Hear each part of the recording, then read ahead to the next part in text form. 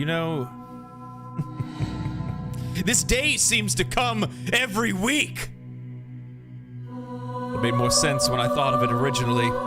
Welcome back, my friends, foolish you or foolish me.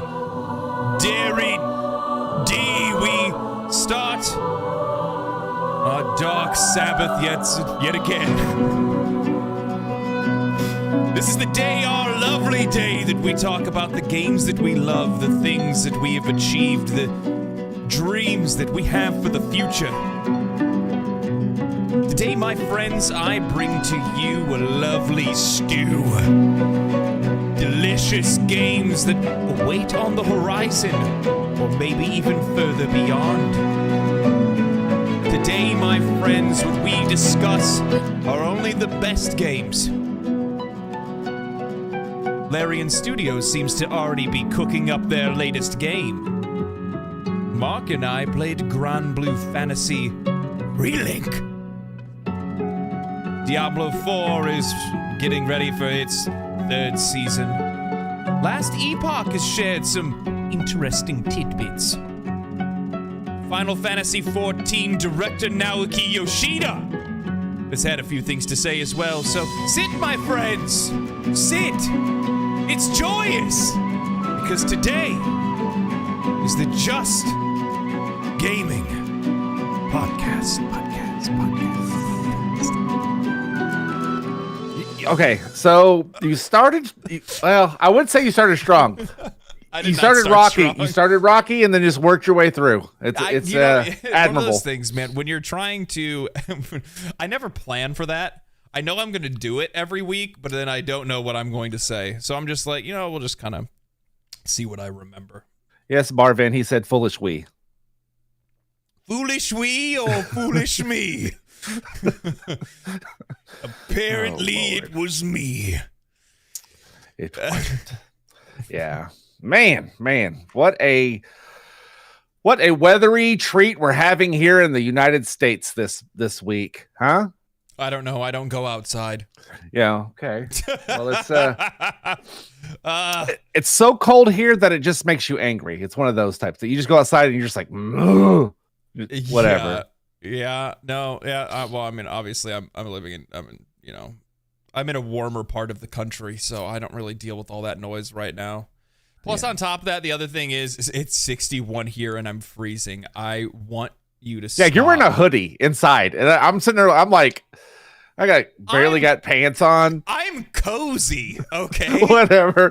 Yeah, I'm in color. I'm so cold. Oh no, it's just I'm cozy. I'm cozy. Okay. You gotta be. Don't be like that. Why you gotta come in aggro? Sorry.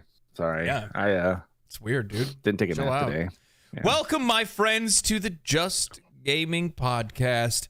Yet again, today we discuss all of the finer things in games. So, welcome YouTube, welcome Twitch. I see you guys over there as well. Keep in mind, the streams are now on both platforms, so you're welcome to join us wherever you see fit. Know that if for some odd reason you don't understand who we're talking to, it's probably because they're on one of the other platforms. But that's just something to keep in mind. So thank you guys for joining us again today. Of course, it is me, Ian, and Mark. Yeah. Sorry, I was getting Twitch open. Yeah, it's all good. So, start the week as we always do, my friend. What have you been playing? Oh, man. So, a couple different things. Oddly enough, I picked up Marvel's Midnight Suns for $20. Was that one supposed to be good? Yeah. Okay. We'll get into that in a second. Yes. So, like, people would say, it's good. And I was thinking, okay, it's going to be a little bit like, like Gears Tactics or what, those type of games, just with Marvel characters. Then, like I said, I played Granblue demo, which we'll get into. Yep. Some more Gate, finishing my Will story. I'm about to fight Balthazar. So, kind of where I'm at with that. The good thing you're doing Will, because I highly suggest, apparently, that I've been told at the very least, is that make sure you take Will into the Squid Boy place, because there's a little special treat you can get for Will. a really good weapon. Yes, yeah, takes you through the game. Yep. I've gotten it before. Yeah, it's a nice little tasty treat. Yeah. Yeah. So for myself, I've still been chipping away at some Monster Hunter throughout the week. I was talking to Mark just before the podcast started, and I said Monster Hunter games are such a palatable game to play because they're really good if you want to sit there and grind it, but they're also really good if you just want to like hop on and do like a hunt or two and then just go do something else. You don't have to invest a whole lot of time because of just like how the game is built out, because you can go on expeditions, but for the most part, it's just like I post a hunt, I go do the hunt, I come back, the hunt is done. Now I can go do something else if I want to. If I want to continue playing the game, I can. If I want to go do something else, I can as well. So it's nice. It's nice. It's something that I really appreciate from a game like that, and I forgot how much I enjoy it. I mean, well, we were sitting on, in Discord for the last 2 hours, not even speaking a word to each other because you're so engrossed in Monster Hunter. And then I was like, hey, you want to do a sound check? Let me finish this fight. I was like, okay.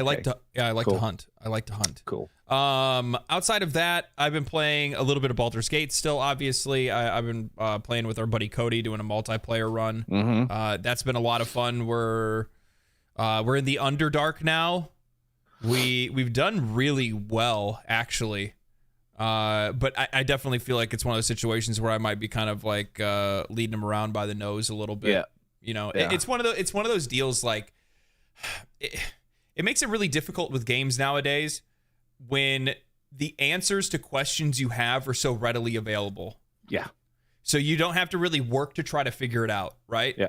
So one of the things that I always really enjoy about playing games that I either haven't played in a long time or haven't played ever, especially when I play them on stream, the best part about it is that I don't have information readily available to me because it's incredibly boring for me to just open up a Google, open up Google and search for something or watch a video, because I'm not going to, watch guides while we're playing a game together. You know what I mean? Yeah.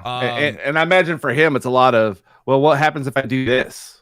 What happens if I, and so, it kind of takes the fun out of it. And the thing is, I'm basically a walking encyclopedia of Baldur's Gate 3 at this point, right?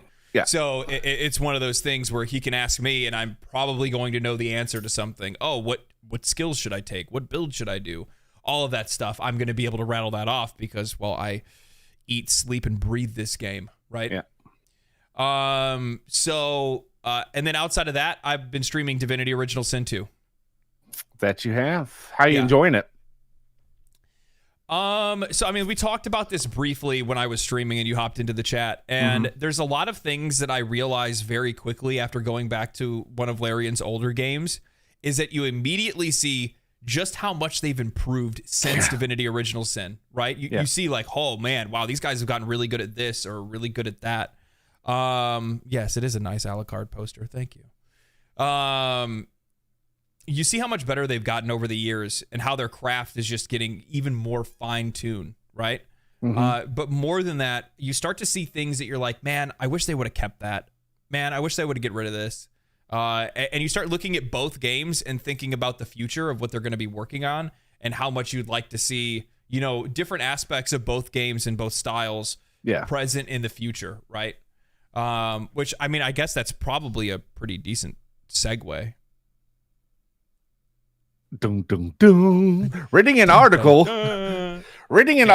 this weekend, Sven let everybody know that he is working on the first act draft. So story wise, he's working on his the first act, and it's well on its way. He says it's pretty far into it, even though he may scrap it and start over or whatever. But they pretty into their first act of their next game. Yeah. So, I actually saw it on Twitter because I have him on my on Twitter. But I saw him post a tweet saying, "Hey, working on my next script for Act 1. Really excited. I'm so fired up about it. This is obviously he says it's not a teaser. This isn't a reveal of anything. He's just happy to be back to working and writing again. Yeah. Right. Yeah. That's really all it comes down to." Yeah, and at that point, I mean, gosh, you're talking years and years and years away. You know what I mean? if he's just scripting Act 1. We're talking 6-7 years. Be my guess. Easy. For the final product to come out, easy. No, it's coming out next week. Oh, my bad. It's coming out next week. No. Chances are, what's actually going on is they're scripting it. Chances are, actually, with the massive improvement in their financial situation, which we can talk about that a little bit too. The massive improvement to their financial situation, as well as all the people that they've hired, the other studios that they purchased when they were building Divinity original, or it's not Divinity, but Baldur's Gate 3. There's something to be said with that there's a really good chance that they're actually going to work on more than one project, and I could easily see them doing that. I don't know. Okay. I mean, I agree with you. But then, like, in my head, I also know that like they probably could work on both at the same time. To be honest with you, like swing back and forth. Again, people. They have multiple studios. They have Ireland. They have one in the Philippines, I think, or something like that. Philippines, or I think that sounds right.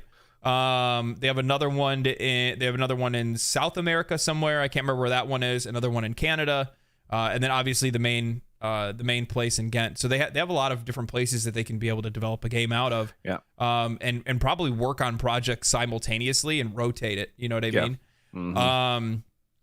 So I think it's really cool that they're already getting ready to start gearing up towards whatever their next game is. And I've had this question basically every single stream, which is, what do you think Larian Studios' next game is going to be? I see it almost every video. I see it almost every stream. I see it all over the place. People are always questioning, and it's fun to speculate for the most part. But realistically, do you think that they're going to continue with the Baldur's Gate property, or do you think that they're going to move on from it and they're going to go back to their home stuff, to their homebrew? Okay, so I think honestly their next project is more likely going to be a Divinity project, but that doesn't mean that they haven't been contacted by another type, source of, a third party outside entity wanting their property, their IP turned into a CRPG either. You know what I mean? So yeah. I think those are the only two options. I do not see Baldur's Gate 4 coming out before anything else. So yeah, that's just where I look at it. I'm hoping it's Divinity personally. Yeah, your internet's getting real choppy. Yeah, the weather here is real bad. Is that what it is? Yeah. Oh. So yeah, chances are I would probably say it's going to be Divinity. And actually Scramble, somebody brought it up in chat. They said they have such a big team right now, but Sven has said that chances are whatever they make next is going to be smaller in scope. But at the same time, I've also seen Sven say that they can't wait to be even more ambitious on the next game either, right? Yeah. How you doing, gaming? See you over there on Twitch. So I think it's an interesting situation for them to be in. Chances are there are going to be some companies that are going to come their way and say, hey, why don't you take our intellectual property, our IP, and go ahead and make a game off of it. We like what you did for what's up, Timmy? We like what you did for Wizards of the Coast, and we want you to improve the image of our company as well. Because at the end of the day, people have a much higher opinion on Dungeons and Dragons, Wizards of the Coast, a bigger interest in playing tabletop D&D because of the popularity and everything that Larian Studios has done.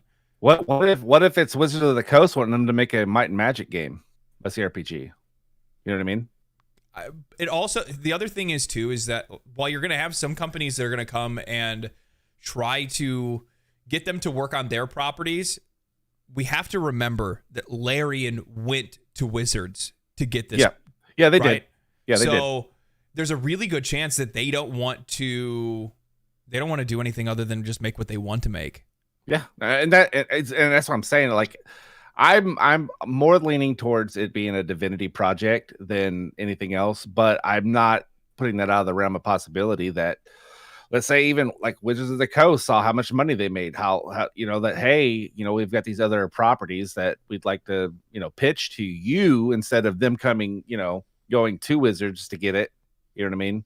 But I don't think Larian would be beholden to them like that, though. Would be my No, and so that's my whole reasoning. I don't think that they're going to go back to Baldur's Gate. I think that they're just going to do something else entirely. Chances are what's actually going to end up happening is that they will just make Divinity 3. And I think that's the better way to go, to be honest. Personally, that's what I want. Yeah, that's what I want. That's what I want more than anything, personally. I'm sure other people have different opinions on that. Other people are going to be like, no, I want more Baldur's Gate. I want Baldur's Gate DLC. I want X or Y or whatever else. I want them to work on KOTOR. I can't believe how many times I've seen that. Dude, I also don't think that's so. I also feel like that's a really unrealistic situation. Like, I would never see that happening. Yeah. Like, I know people would love it, but like, let's also be realistic. I've also seen people say, I want Larian to make an MMO, and it's just like, guys, what are you asking for? We can ask. I want them to make a platformer. I want them to make all the games. Yeah, I want a looter shooter from Larian. No, it's okay. So KOTOR is like a whole, like, it's an Embracer deal, and don't get me wrong, I personally would love someone. I'd like Obsidian. If I'm being honest, I like Obsidian to do a Knights of the Old Republic. But yeah, I can see where people would think that, even though Knights of the Old Republic wasn't a CRPG, it was more like that pause action type fighting. You know what I'm talking about? Yeah. Yeah. Oh yeah. You know what? I also tried to go back to the original Pillars of Eternity, and I couldn't do it. Could do it. I think, you said something about it. That. It was too dated. My moving the camera around was my up, down, and left, right arrows, and I was like, you know what? That doesn't even feel good. I'm just going to go ahead and not do this. So yeah. So with that, Embracer bought the KOTOR IP. So one of at the same time, the thing is that it Embracer or they didn't? No, yeah, okay. So Embracer didn't buy the IP. The studio, God, which studio is it? I can't remember off the top of my head. They were contacted by Disney to make the IP. Does that make sense? This is after the EA Star Wars deals contracts were out, and Embracer doesn't own the IP. Disney ain't about to give up KOTOR, but yeah, it's a cluster F over there at that studios. Yeah. So I'm imagining it's going to end up being Divinity 3, and if that's the case, there's nothing wrong with that, especially because I'm bring it, bring it. Yeah, because the thing is that as a Divinity fan, we know that they're going to be able to put all of that greatness that they put into Baldur's Gate 3 into a Divinity game, and that is going to be insane, especially because, like, if you haven't, okay, so for one, if anybody in chat right now, or anybody that's watching the VOD, if you have played Baldur's Gate 3 and you're like, I love this game, just go play Divinity Original Sin 2. Yeah. Just go play it, because you're going to like it. Because while, no, it's not to the same quality, it doesn't have the animated cutscenes, or the dialogue's not necessarily the same, like that AAA sheen isn't on it, it's still an absolutely fantastic game, and it just lives and breathes what Larian already is, and it has all the same things that, for the most part, you liked about playing Baldur's Gate 3. The combat's going to be a little bit different. The classes are a little bit more loose. The story is much more.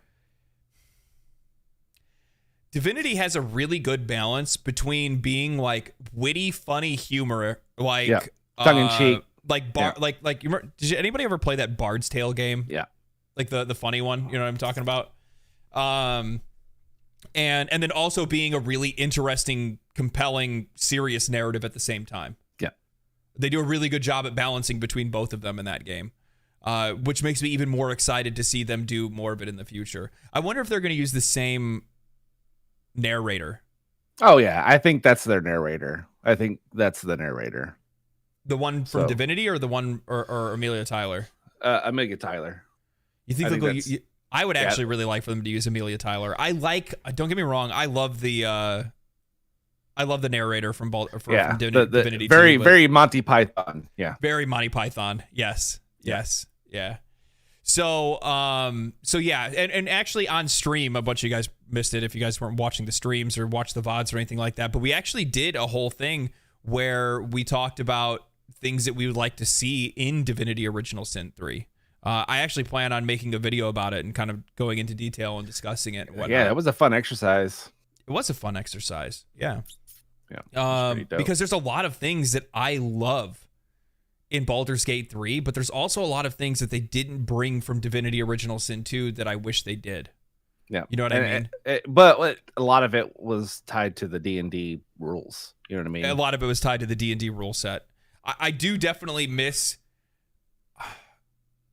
So in Divinity Original Sin 2, like, elemental environment play was a big key part of combat. Knowing how to control the environment, wet the ground, freeze the ground, catch the ground on fire, use oil, things like that. It was very much a part of your skills as any of the magic classes or anything like that. Yep. Height played a major advantage in Divinity Original Sin 2. Like, not just like, oh, I have a higher chance to hit. No, you do more damage. Yeah. So if you take a wayfarer or an archer and you put them up on top of a pedestal and they fire down arrows, they're doing like anywhere from 25 to 30% more damage every single time they hit. Yep. You add on to that other multipliers for your class bonuses and stuff like that. Because technically you could actually put points into ranged, and ranged points increase the damage you do from height. So it ends up being I don't know if it's a multiplier or addition, or I'm not a math guy, but yeah, it ends up being disgusting. So if you know how to really manipulate your environment the right way, you end up having a major advantage. Baldur's Gate 3 is like, you want to use barrels? Yeah. I mean, Divinity, I think, is a lot more tactical of a game. Just the way their AP works, right? So you get so much AP back each round, but I can hold for a round and get even more AP for the next one and like really like dumpster fire dump on somebody, you know what I mean? That next turn, and you don't really have that option in with D&D's rules. Yeah. So I've been it's been really good returning back to Divinity because you're seeing a lot of the things that you want to see more of in the future. Yeah. And I think that's where there's a lot of value in that. Plus on top of that, I just like the story. I like the characters. The voice actors are of course top tier again. Well, I think they love voice actors. They really do. I think Baldur's Gate being such a huge success is going to put a lot of light on Divinity as a franchise for them going forward. You know what I mean? So I think they have an opportunity here to gain some market share, I guess, with Divinity. I say in that genre going forward, just because Baldur's Gate 3 was just so good. And if they build upon it, I mean, I'm pretty sure it's going to be a good game. But yeah. I mean, they have a chance to make like gangbusters and Divinity be like a household name, which like, don't get me wrong, it's not, but it could be. So yeah, I think that Tamaki brings it up where there's like cheesing tactics that you can do in Divinity, obviously with telekinesis and using chests, put multiple chests inside of chests, and you make one of the most broken ability / weapons in the entire game. But with that said, so does Baldur's Gate. How many times have you seen people kill bosses just by using owlbear form? Yeah. You know what I mean? So like every game has its exploits and stuff like that. And of course, a game like Divinity, which I think is still relatively young in its rule set. Yeah. And obviously will evolve with the next game they make. So I'll be really interested to see how that changes. I'm wondering if things like separating movement from actions follows over into a Divinity 3, right? Because that's one of the things that I feel might be a little bit contested. Some Divinity players are going to go, no, like movement should be tied to action because it makes you want to position yourself correctly. It makes you want to, plan your battles a little bit better. Not just walk into a fight without placing people in the proper positions, preparing yourself for a fight. You know what I mean? Whereas in Baldur's Gate 3, you can react to things. You know what I mean? Like if something goes awry, I can move my characters. I can jump. I can use the terrain. All my characters can use the terrain. I don't have to spec into abilities to be able to get my mage to be able to go somewhere else, right? Like you get gloves of teleport, but I think those only work on the person. Like you can only use it on other people, right? You can't use teleport on yourself. Well, I mean, there's a summon that you can summon that if you're a summoner that can use teleport, and they can teleport whoever they need to teleport. Reverberation Barbarian is broken in Baldur's Gate 3. Yeah, I could see that too. No, it's like the argument of the movement, and they would just have to change the system up, and because the way the AP works, like I said, it can be, especially when you're playing with people, it can get a little boring playing modded Divinity, because someone will just sit there and they get to do like 6 or 7 attacks. You know what I mean? And you're just like, when's it my turn? Hopefully there's something alive for me to kill. But I also don't like the fact that if I just need to move to better position myself for targeting, that I lost an opportunity for an attack as well. So they're gonna have to figure out a way to balance the two of those to make it work right. I don't want them to do Baldur's Gate with the bonus action and action. I don't want that. No, that's not what I'm saying. That's not what I'm saying. I know that's not what you're saying, but that's what I don't want them to do. But they do need to separate the two somehow. Yeah, what I really want to see is I really want them to. Personally, this is me. Obviously, opinions are going to change between person to person, but I would like to see them separate movement and then have actions have their own thing. Obviously, have a limit to movement. I think movement should be limited to a certain amount, and you could spec into that. They still have finesse. Yeah. Right. So finesse could affect your movement just as the same way that skills do in Baldur's Gate 3 as well. Right. Yeah. So if you have a character that has pumped finesse, they're going to have tons of movement, which would make sense because characters that have finesse pumped are going to be rangers, are going to be rogues. So it is going to be characters that usually can kind of run around wherever they want at. Didn't Sven hint the next thing would be sci-fi? I never saw anything about that. Not me. I didn't see it either. I mean, I was going to lie on the podcast and say that it was sci-fi, but I didn't see it.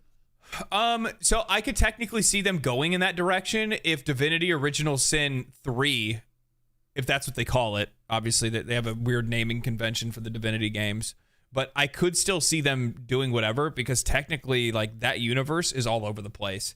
You look at like Divinity not Dragon Commander. That was the game that got canceled. The action one. Divinity 2? You talking about Dragon Age? No, I'm talking about Larian Studios has an action RPG that you could turn into a dragon. And I don't remember the name of it off the top of my head. I think it was Divinity 2, if I'm not mistaken. Ergo Draconis. Thank you. Yes, Divinity 2, Ergo Draconis. So that game was technically, I think, like 1,000 years in the future from Original Sin. Okay.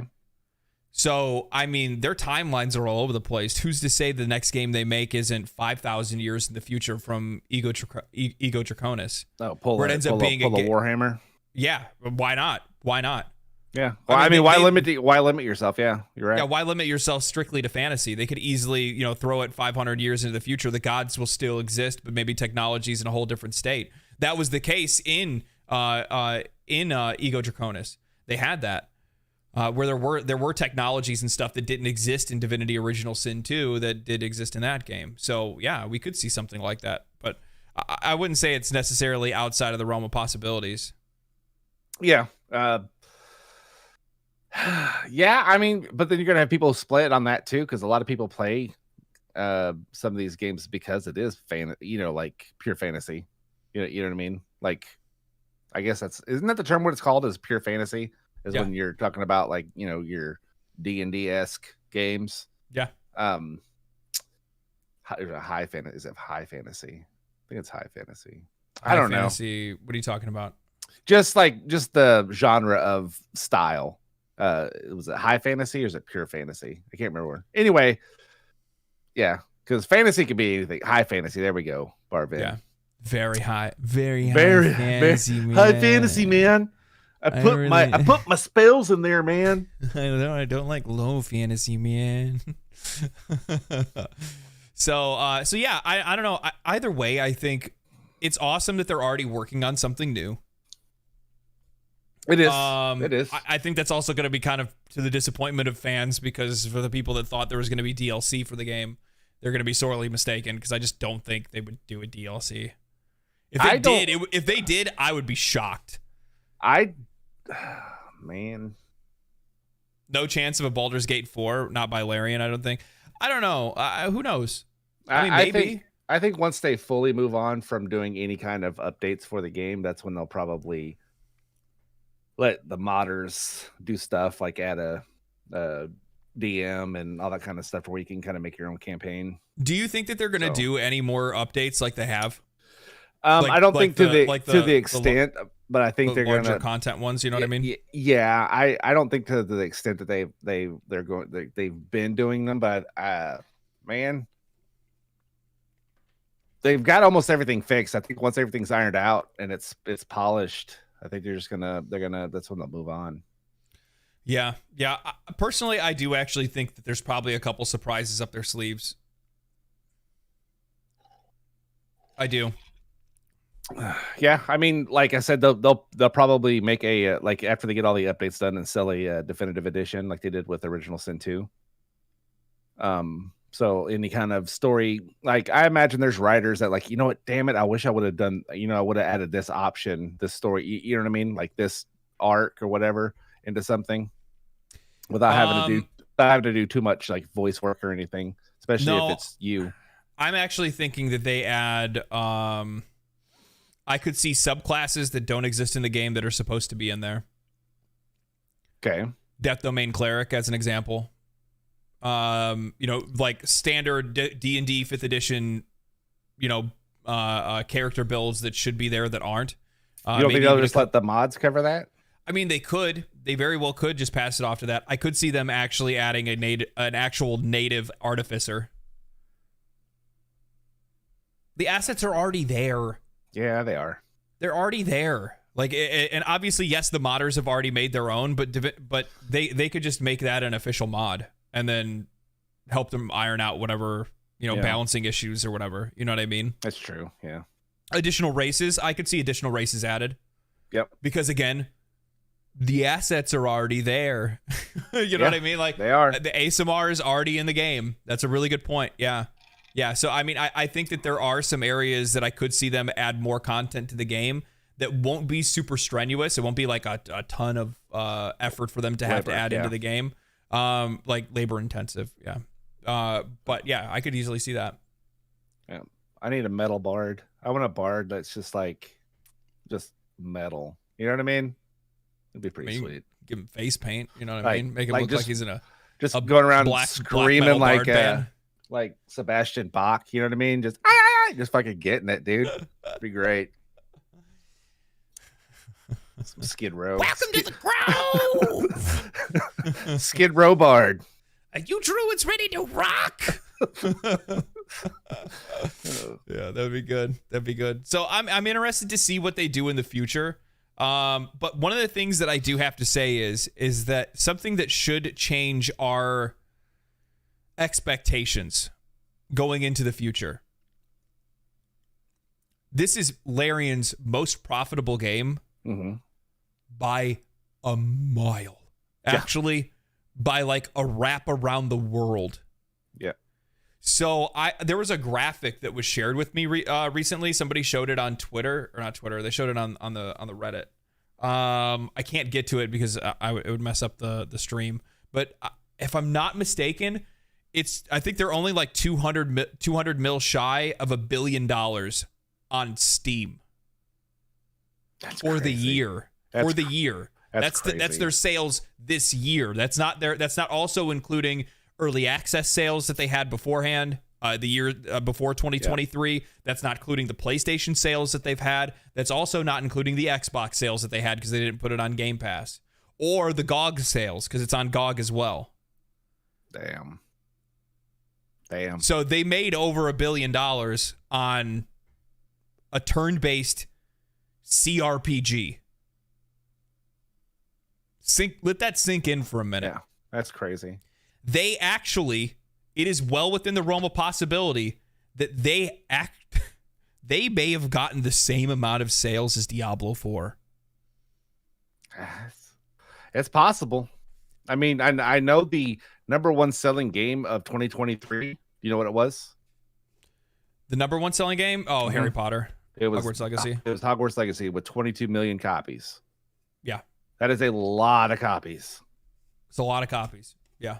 I saw a tweet from one of the Homer podcast because I guess more people have put more time into Starfield on Steam. Yeah. And so it was basically just to talk crap on the whole, Baldur's Gate being the game of the year. When this mid game, when like this, everyone thinks this game's so mid, but they put more hours into it, and I'm like, so be mad that a CRPG beat your game for game of the year when your game was supposed to be the next coming. You know what I mean? It was supposed to be the next Skyrim, and a CRPG beat you. Yeah. Why are you salty? You know what I mean? Like, it's over. It's January. Okay. Do you know what? All right, look, I'm just going to say this. If you want to see the difference in quality between games and studios, look at the difference between hot fixes and patches of Baldur's Gate 3 versus Starfield. Starfield's massive update, our biggest update yet, is them updating shaders, fixing a little bit of lighting, and a couple of bugs. That's it. That's what they're hyping it up on Twitter. They're talking. Bethesda's like, guys, look, we're really excited to share to you our biggest update yet. We're fixing 2 game-breaking bugs and fixing lighting a little bit. Meanwhile, Larian Studios, in the first week of the game release, I think they put out a patch of like 1,000 fixes, 1,000 bug fixes. The week after that, they do a actual full patch that also adds in the ability for characters to be able to change their looks anytime they want to. They do another patch fixing another 1,000 bugs a week or so after that. Then another patch that makes it where you can add your own NPC party members and switch them out anytime you want to. Then a patch after that, they fix even more. A patch after that, they give us epilogues. But if you sign up on Steam in the beta, you can get that. You can start getting the Starfield updates. That update, you can get it early on the 17th instead of the 31st. Starfield has betas for the update. Yes, could you imagine if they made it where? Could you imagine if they made it where you could maybe you could pay for it? Yeah. Well, it's like only available on Game Pass. Only on Xbox. Only on Xbox. I would just I don't understand why people need to keep beating that drum. I mean, if they want, I can beat that drum right back if they need me to. You know what I mean? Yeah. If I have to keep reminding them why their game is trash, it's just console war stuff. I try not to pay too much attention to it because there's just a lot of Xbox fans that are very upset that their year didn't look the way they got games, so at least they're headed in the right direction, right? They actually had some first party games come out.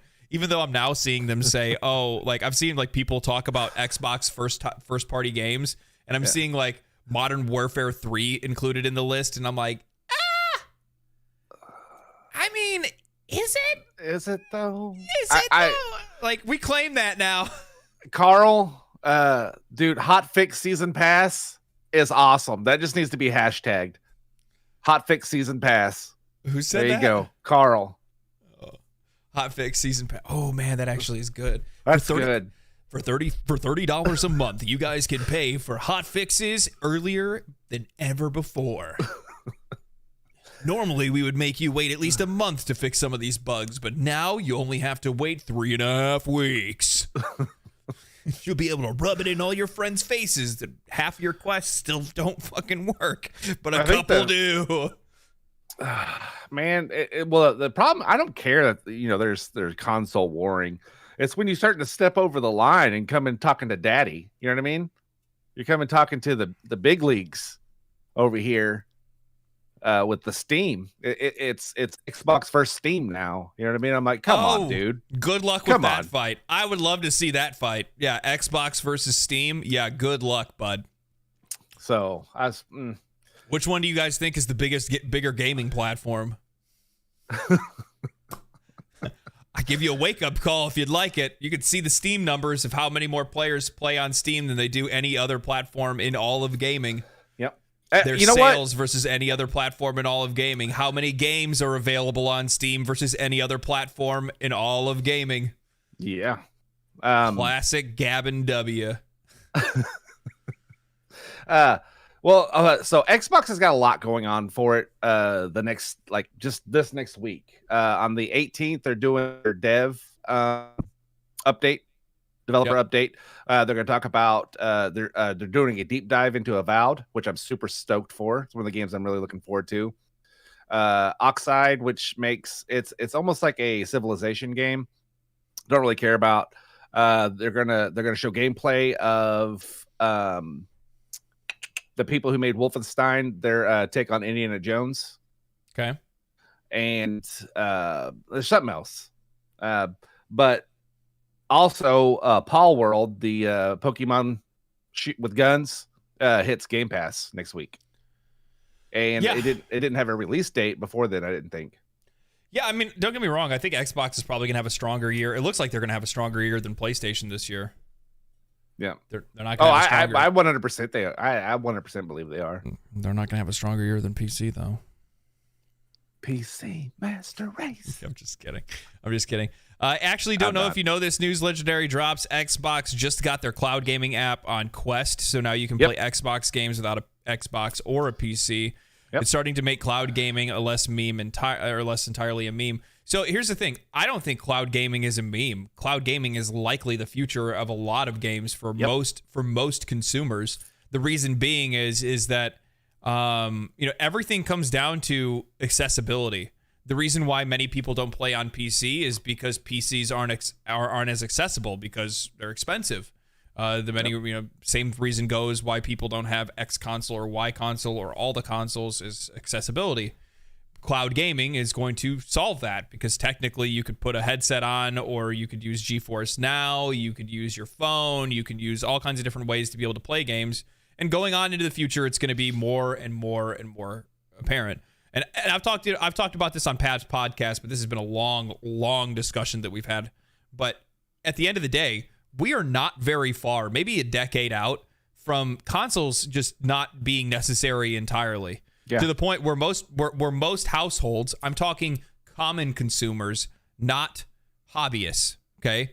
If you're watching a gaming podcast, okay, you are not a common consumer.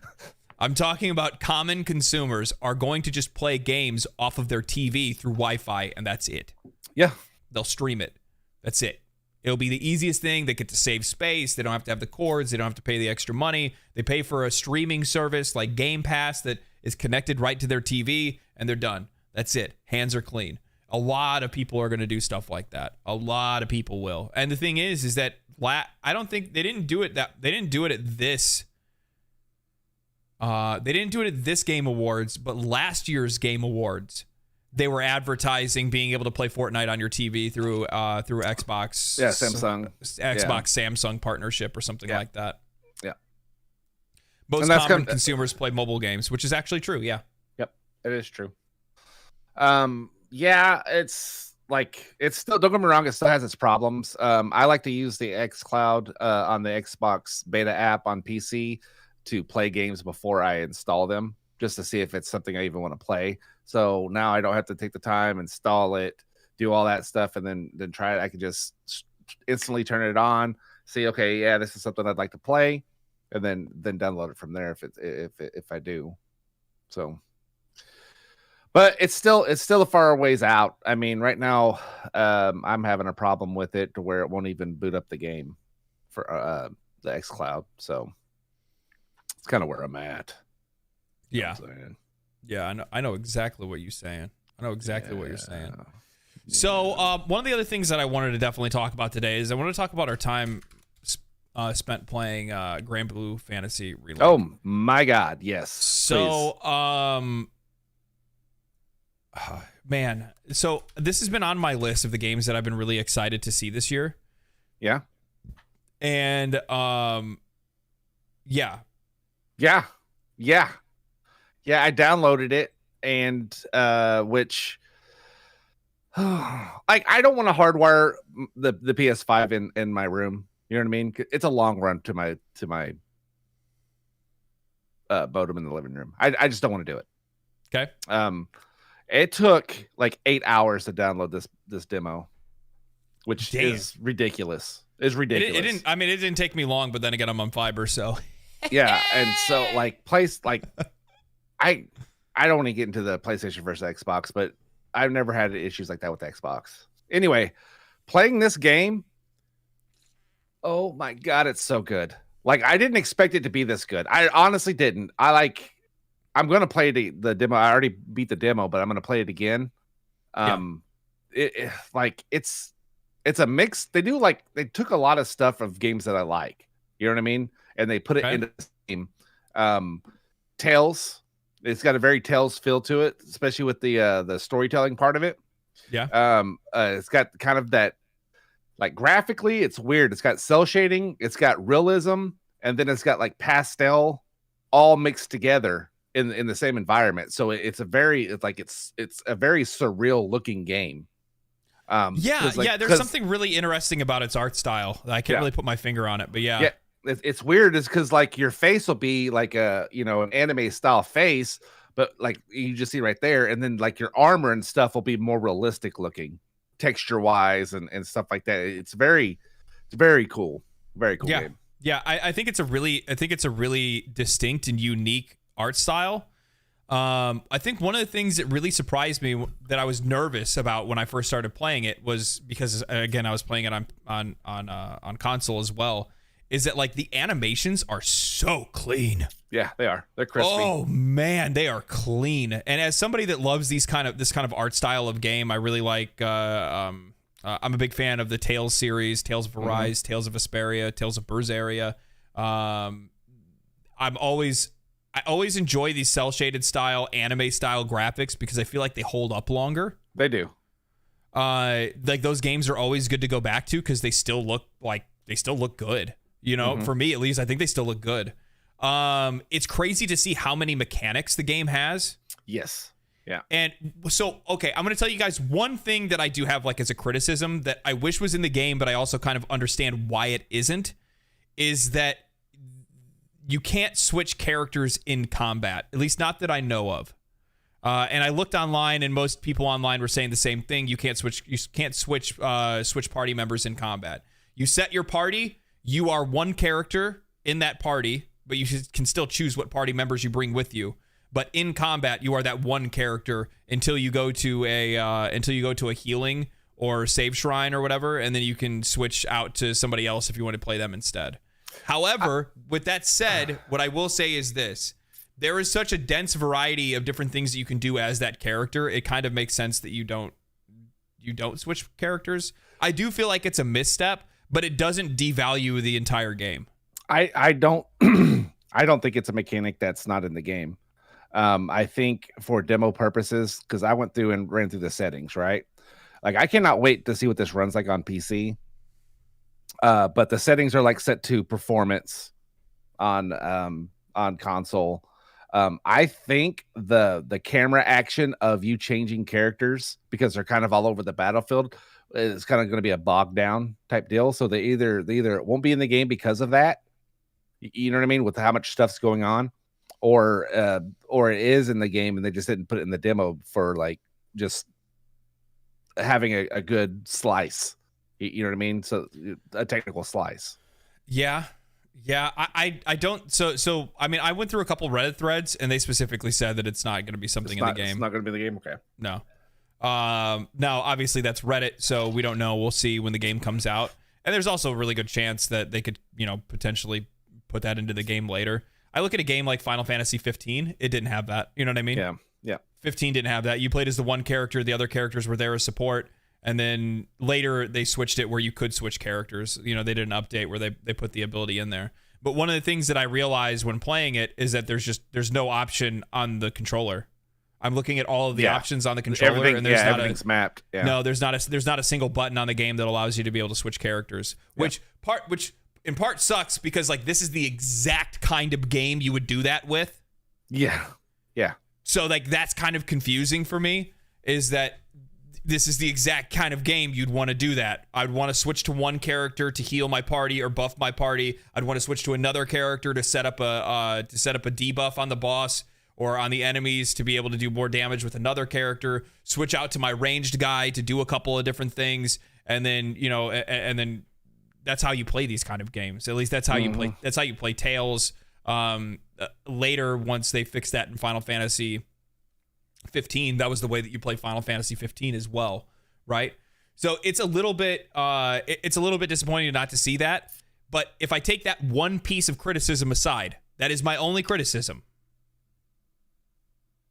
That's gonna be a banger. Yeah, that's it. That's my only criticism. That's literally my only criticism. Is like, man, that'd be really cool if that was in here. But the actual moment-to-moment combat is incredible, and it's also obviously this is a demo. But it ran so smooth. It was so clean looking. Like, oof. Yeah, it's nice. I like it a lot. I mean, it's like I wasn't like it's not that I wasn't excited for this game, but it was just going to be one of those things. Yeah, I'm going to play it when it comes out. You know what I mean? Now I'm actually like anticipating it coming out because I really want to play this game some more. Oh, I can't wait to dig into it. I saw somebody in chat mention Genshin Impact, and the thing is that yes, actually, I it does sound like I want to play Genshin Impact, and I would play Genshin Impact if it wasn't free to play, microtransaction, suck you down waifu hell. This game, and one of the reasons why I'm going to champion it, and one of the reasons why I'm going to play it, and I want to make videos about it, and I'm going to talk about it, I'm going to shove it down your little viewer throats, is because it is a full-price title with no microtransactions and no plans for any expansions. You are buying this game. It is complete. The developers came forward and said, you are buying this game. This game is going to be what it is, and we have no plans for future content. We just want you to enjoy the game and its story as it goes. There's plenty of replayable content. The story itself is going to be anywhere from 25 to 40 hours, depending on what speed you play a game. And then there's a ton of replayable content that you're going to be able to do with other players, kind of something similar to a Monster Hunter game, because that's how the game's kind of set up, mission style wise. Yeah, no gotcha swipe, huh? I was just reading the comments. So I hopped into that. I mean, maybe after the podcast we can see if you're able to. I don't know if we are able to join up or invite people. I don't play for PlayStation Online. Okay. So we won't be after the podcast trying to see. No, I'm just kidding. Yeah, no, it looks like it's set up. I hopped in it, ran around, talked to people. It looks like it's set up a lot like Monster Hunter exhibitions. So yeah, I think that's a pretty safe comparison, because it's not open world. It's linear, but it's like linear with pretty large areas to explore. God, look at that. That's so amazing looking. Like linear with pretty large areas to explore. The maps are really diverse. There's a lot of like verticality to it. Movement feels like pretty decent. Just like exploring the world and stuff is just fine. If you guys don't know anything about Granblue, I want to say it was an anime before it was anything else. I think it was a manga or an anime before it was anything else. It could have been a game first, but I've watched the anime in the past, and as the story goes, these are all sky islands. Like it's a world of sky islands. So obviously, there's just not going to be very many massive islands that are so big that you're going to get lost for hours or anything like that. Yeah. Personally, I like the setup of this. I don't obviously want it for every single game that I play, but I do enjoy the linear nature of this game and how it's set up. And it gives them the ability to do really cool stuff, like how you're seeing in the background right now. They're like shattering the zone and all the different set pieces and stuff like that they're doing. It gives them the opportunity to do stuff like that. Yeah, this game make it more linear. Yeah, it makes it to answer Takamiki. How's the ship flying with such a small hot air balloon?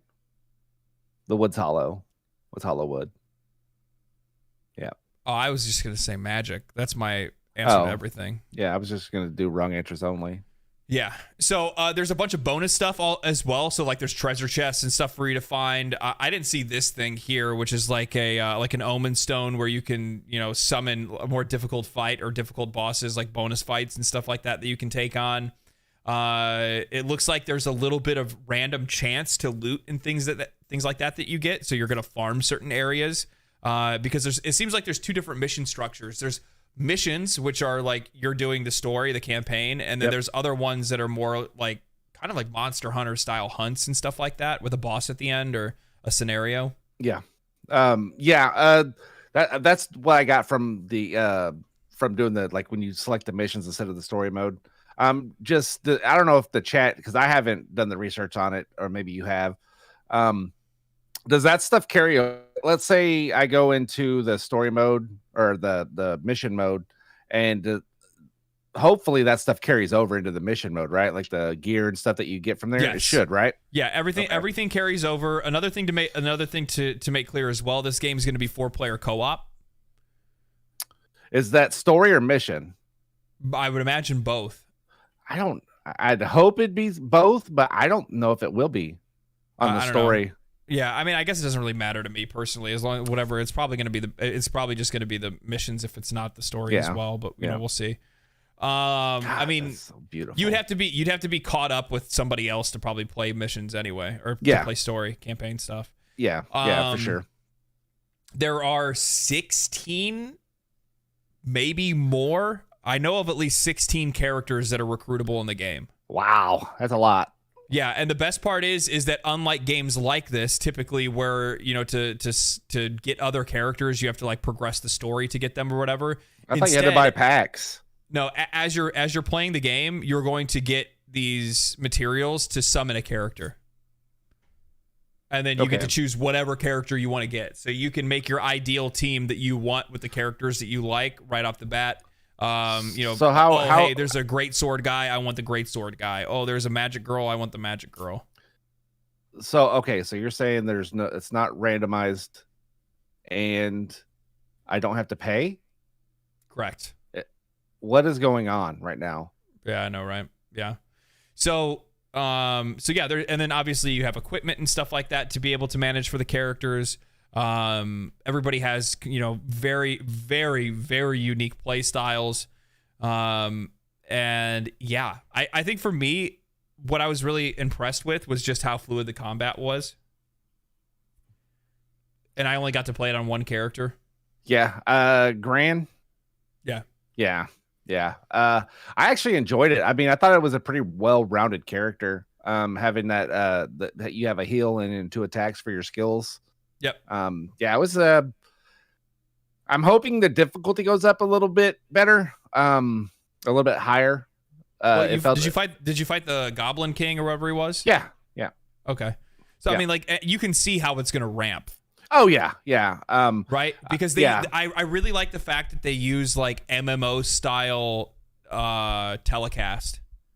You know what I mean? Like ability telecast. It's the same thing you see in, like, Final Fantasy 14. Yeah, where I can see where they're gonna do their stuff, and I've actually tried to pull people over into it, or try to not move them or pull them from it. I like the dodge system where if you dodge it perfectly, you get you get rewarded for it. I didn't quite grasp the blocking part of it. I know there's probably a perfect block to parry, but I didn't. Oh, so there is a perfect dodge. I didn't know there's perfect dodge. Yeah, there's perfect dodge. Yeah. Okay. But I imagine there's a parry, but I couldn't figure it out. Couldn't do it in time, I guess. I don't know. You can play you can play all the different characters in the demo? I didn't know that. Did you? I have no clue. Well, apparently I was watching this guy's screen and he flipped over to a different card and he started controlling that player. So maybe that's how you do it in between fights. I don't know. Maybe you have to. There's probably situations where you might run into quests. You have to run 2 teams. Maybe it's possible. Well, I know you can switch party members at the Green Stone. Like you can switch like what character you're controlling over at the greenstone, the like save spot, the healing spot or whatever it is. It helps you like re-up your items and whatnot. Yeah, this game's just gonna be a banger, dude. It's gonna be so good. Yeah, this is gonna be really good. It's one of those games that I for sure, when I first saw it, was timidly excited. We'll say that, right? I was cautiously excited because it looked really good. It looked like a lot of fun. It's right up my alley because I'm a bit of a weeb. Oh, okay.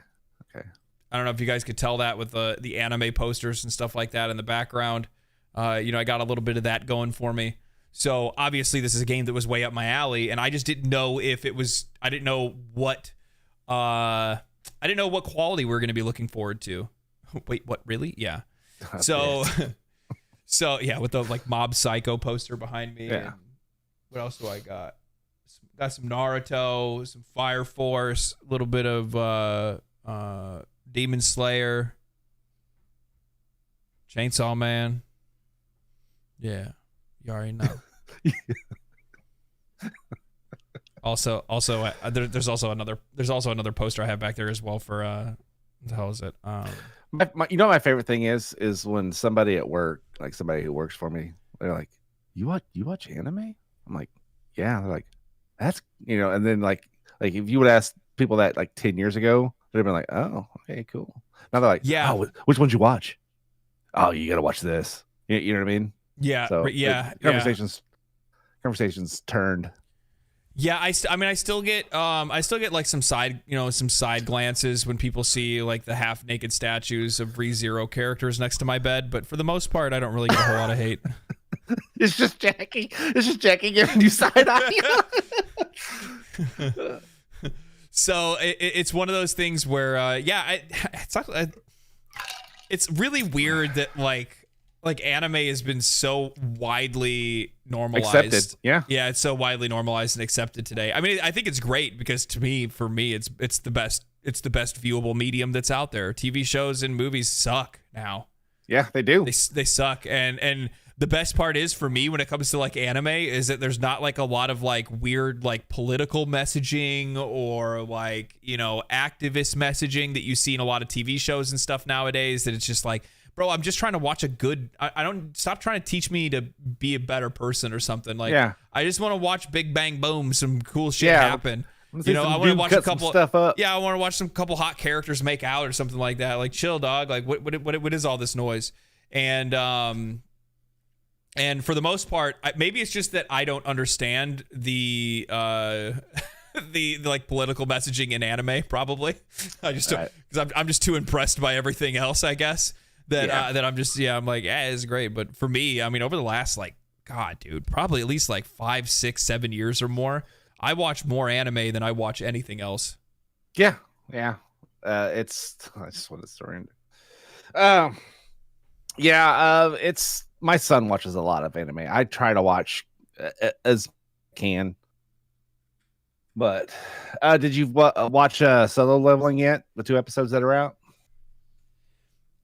No, I saw it was on there. I'm gonna watch it tonight before bed. Yep. I'm gonna watch it after we get done with the podcast. Greg told me they're great. Said it's super gory. You super don't. Slow. Well, here's the thing: is that Solo Leveling is like is one of the animes that people have been waiting for a long time. It's like the same hype around Chainsaw Man. Yeah, where people are like, dude, it's going to be so great to see this animated. I cannot wait for this anime to come out. And then the minute that it does, obviously everybody freaks out. It goes to the top of, my anime list and all that stuff. So I'm super excited to sit down and watch Solo Leveling because it's been one that I've been following for a long time. Yeah. Super. I'm going to watch it. What else do we have on the list today? What else do you want to talk about? Okay, so Paul World's coming out. CD Projekt Red, narrative director. Basically, they've started working on CD Projekt Red 2, which is called Orion. So that's what CD Projekt, all their games, all 4 of the Witcher games that they're working on, and Cyberpunk, they're all code named. So Orion is the one that's tied to Cyberpunk. But basically, said that Cyberpunk 2077. Here's where I like it makes me think. but they're saying like Cyberpunk's 2077 was just a warm up. Like, because they finished so hard with the other one, like they finished so well with it. Like I don't like the vibrato. That's not right. He's not singing. I don't like No. I just don't like the tone of like, you guys don't even know what you're waiting for. You know what I mean? Like, I don't know. I get that he's excited about it and everything, and that's cool. It just seems, I don't know. It's off-putting to me. Yeah, I'll be honest. It's like I think it's great that they're happy that they made the game, right? Yep. I think it's great that CD Projekt Red turned it around and made it exactly what we wanted it to be. Really put it into. It's great now. Cyberpunk 2077 is just bar none an absolutely fantastic game now. With the changes that they made to the classes, obviously, but the thing is to keep in mind is that you said this is the writer, right? Yeah, the narrative director. Okay. So actually, I get where you're coming from about the confidence, right? Yeah. But at the end of the day, he's actually not wrong, because the narrative of the game was there well before any of these changes. When this game was released in a poor state, all of that story was still in Cyberpunk 2077. Yeah, no, you're right on that. There. So all of his writing was already there. The problem is that there was a barrier to entry, which was the performance of the game, the poor balancing of the game, and the gameplay. Right, that was the barrier to entry to get to that how good that narrative is. I'm hoping that for some odd reason they're not becoming like a little bit overzealous because of the fact that they, improve the game and now everybody, now it's I don't want them to get comfortable, I guess is what I'm saying. It just comes off as like they're gonna become complacent with it. Yeah, you know what I mean? Like, oh, we just kicked ass, we're gonna win the next one too. Yeah, so. But I also don't want to see. I just don't want to see a repeat offense. You know what I mean? I think the problem is that while we do love to see a comeback story, we love to see the underdog win, even though this wasn't an underdog situation. This is an incredibly wealthy company that, completely botched a release. Yeah. I just don't want to see that become normalized where, oh, guys, it didn't get, released in the way that we wanted, but 3 years later, now it's fantastic. You know what I mean? Like patch 2.0 is going to get it. Yeah. I just don't want us to keep walking down that trail. I don't think that's the direction that they're going to go. I think they learned a very valuable lesson. Yeah, I think so too. Financially, they learned a valuable lesson. Yeah. Having your game ripped off of PlayStation Store. That's a tough lesson to learn. It'll make you pucker a little bit. That's for sure. Yeah, but the thing is that like we've seen it far too often where a lot of games over the last few years release in like a half finished state. That was that Baldur's Gate 3 was a wake up call video. That was the whole point of me making that video to begin with, was the fact that we finally got a game that, while in no way, shape, or form do we ever expect games to come out perfect. No, I don't. I do not expect a game to come out and not have a couple problems, because I understand that it's an art form. I understand that there's a lot of things that have to go right for a game to be fixed, and there's going to be things. Gamers are the best at breaking games, and a lot of things aren't going to be found until we put our hands on it, because it's really difficult to understand what every individual player is going to do to solve a certain situation in a game. Yeah. I mean, yeah.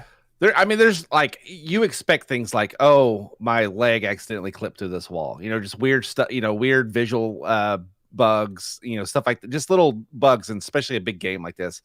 The state at which it came out was just really, really bad. It was really, really bad. And no, like you said, that's why like last year, Hogwarts kicked it off really well, because they put out a polished, finished game right off the start. Yeah, I don't really think there was any performance issues or really anything wrong with the game when it came out. I think the Hogsmeade town, because it had all the smoke and laggy stuff, it had a little bit of lag to it, but that that's about it. And for the most part, the rest of the game ran pretty smooth. And it was so crazy is I think that game got a lot more gas to it because it came out polished, because everyone expected it to be bad. Like I wouldn't say bad. They expected it to have issues because that's what we've become so accustomed to. You know what I mean? Yeah. I think one of the other reasons when I look at a game like Baldur's Gate 3 and why it, like, while it did have some issues, it widely had less issues than most games do when they're released. Yeah. And I think one of the reasons why for that is specifically because there's so many iterations on what happens in the game and in the story that they actually did have to try to, because they made the game in a way in which they were like, well, what are all the things that a player could do here?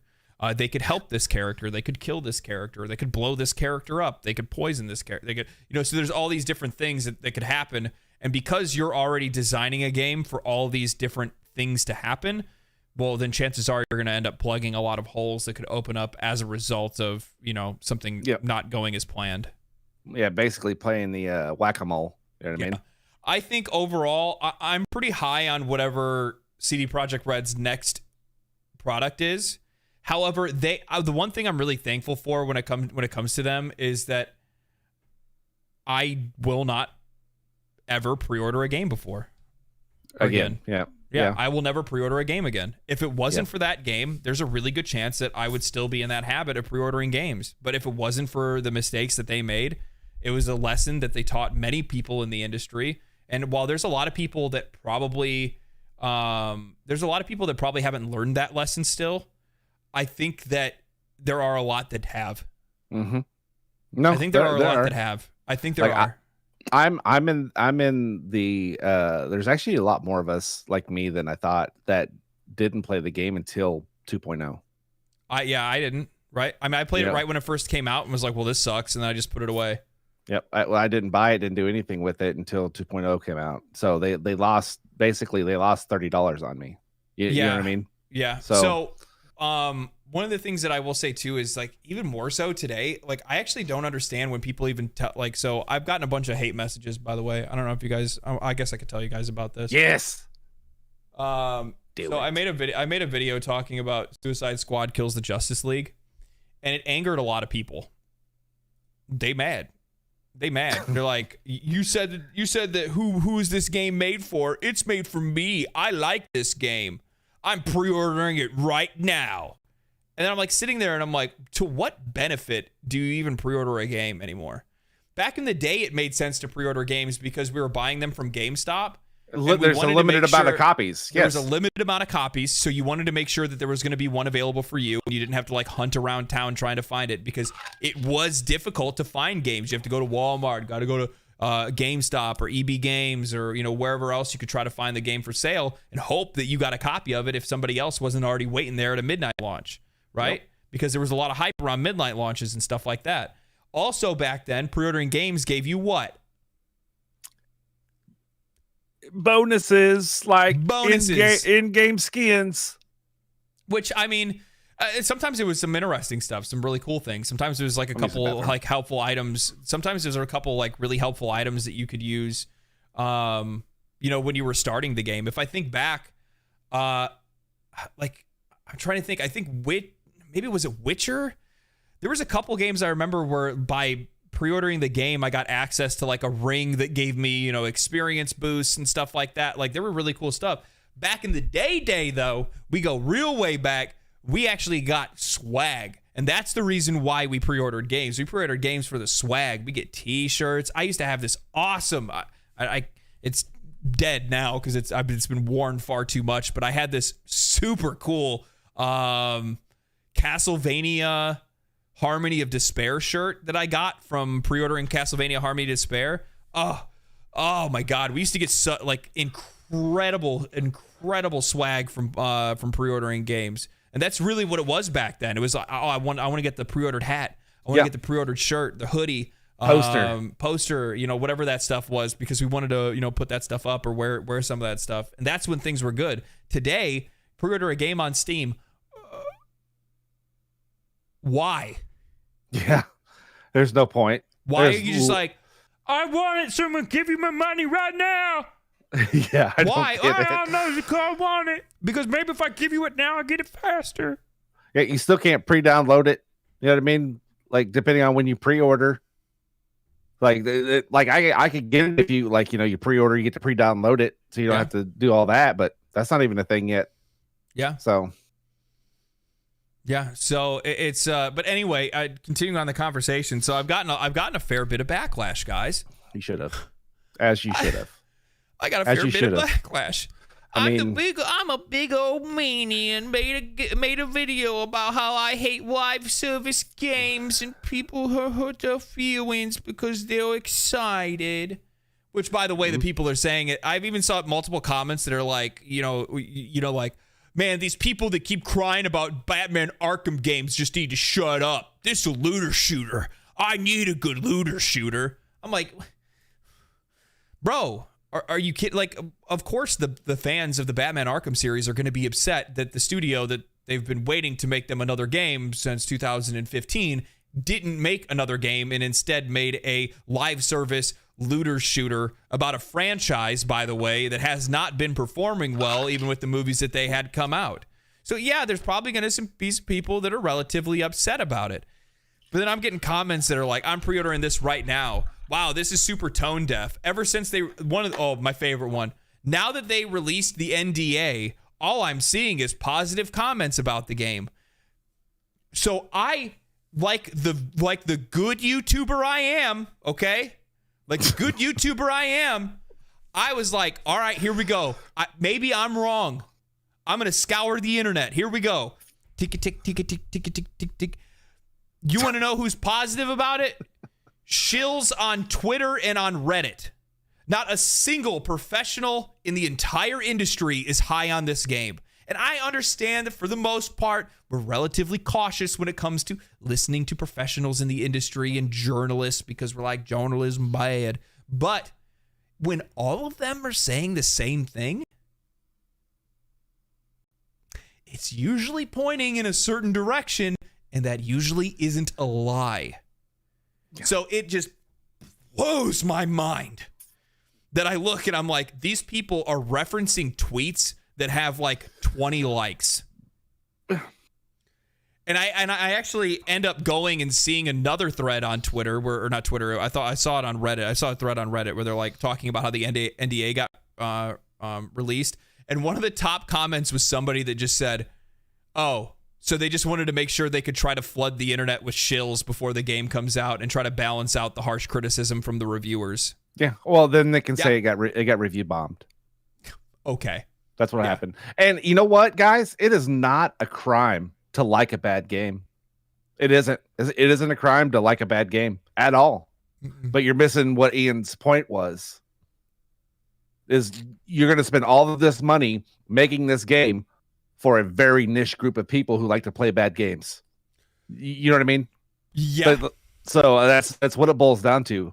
But yeah, Warner Brothers is going to beat their franchises to death. That's just what they do.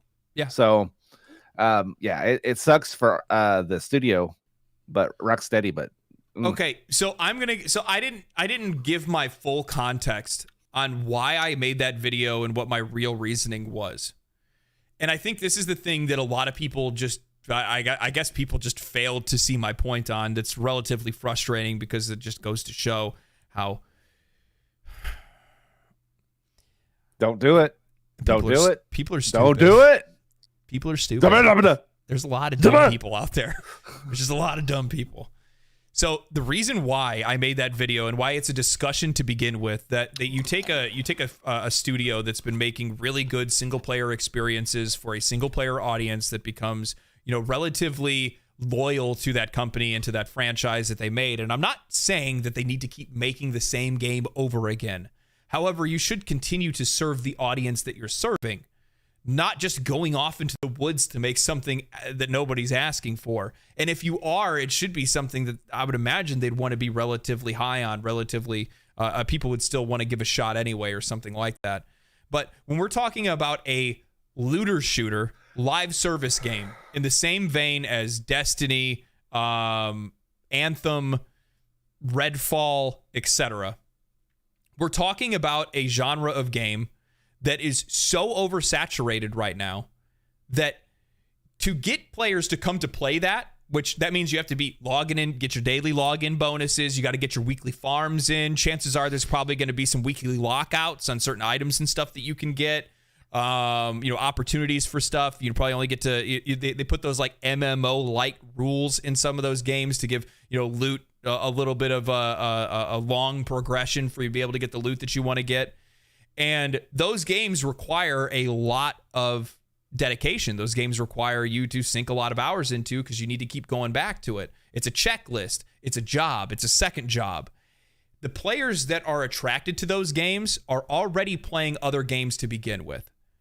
So if you are not providing them with a much, much, much better overall experience, then you're not really going to be carving out a very large piece of the pie. You're not going to make a ton of money because, well, a lot of those players are already invested in other games to begin with, which means that even if this game is okay, even if this game is good, it's not going to make enough money to remain profitable and to remain up for long enough for them to continue on with its live service and add all this other content and stuff like that. You might see it stay up for like a year or so maybe, but then it's going to end up getting shut down, and then people are going to lose their jobs as a result of it. And overall, what they're planning to do isn't going to make as much money as they think it's going to. And that's not Rocksteady, that's WB. And to take that even a step further, which, I mean, people just put blinders on when I said this in the video, but their CEO said that this is the plan for every game, every big release going forward. The quote from WB Games CEO was, "This is the plan for all our big games going forward. The next Hogwarts Legacy game, live service." Yeah. And for people to not see a problem in that, and of course, by the way, a lot of the comments that I saw in the comment section on that video, it's not even just copers. It's actually the people that are a problem with gaming today. I'm buying it anyway. So Rocksteady comes out with these Batman games. Okay, there have been okay Batman games before that, but they set up the formula for what a third-person beat 'em up superhero game is. Insomniac uses almost the exact same deal for their Spider-Man games. You know what I mean? So why do they think that wouldn't be where people would want to go with a superhero? You know what I mean? Why wouldn't you continue to compete in a place in which you were already doing a good job at competing in? You were already competing with Spider-Man, which is still one of the biggest games, regardless of what people think, regardless of what even Baldur's Gate fans think, even though it's not a game that I'm interested, even though it's not a game that I'm interested in because I don't play those kind of games. It's still incredibly popular, and I realize that it gets a ton of money. Yeah. Why wouldn't you continue with that? It makes zero sense. And to your point about it being a live service game, I agree with everything you said. I mean, look at like the finals. Okay, the shooter that came out, the team squad shooter, extraction shooter.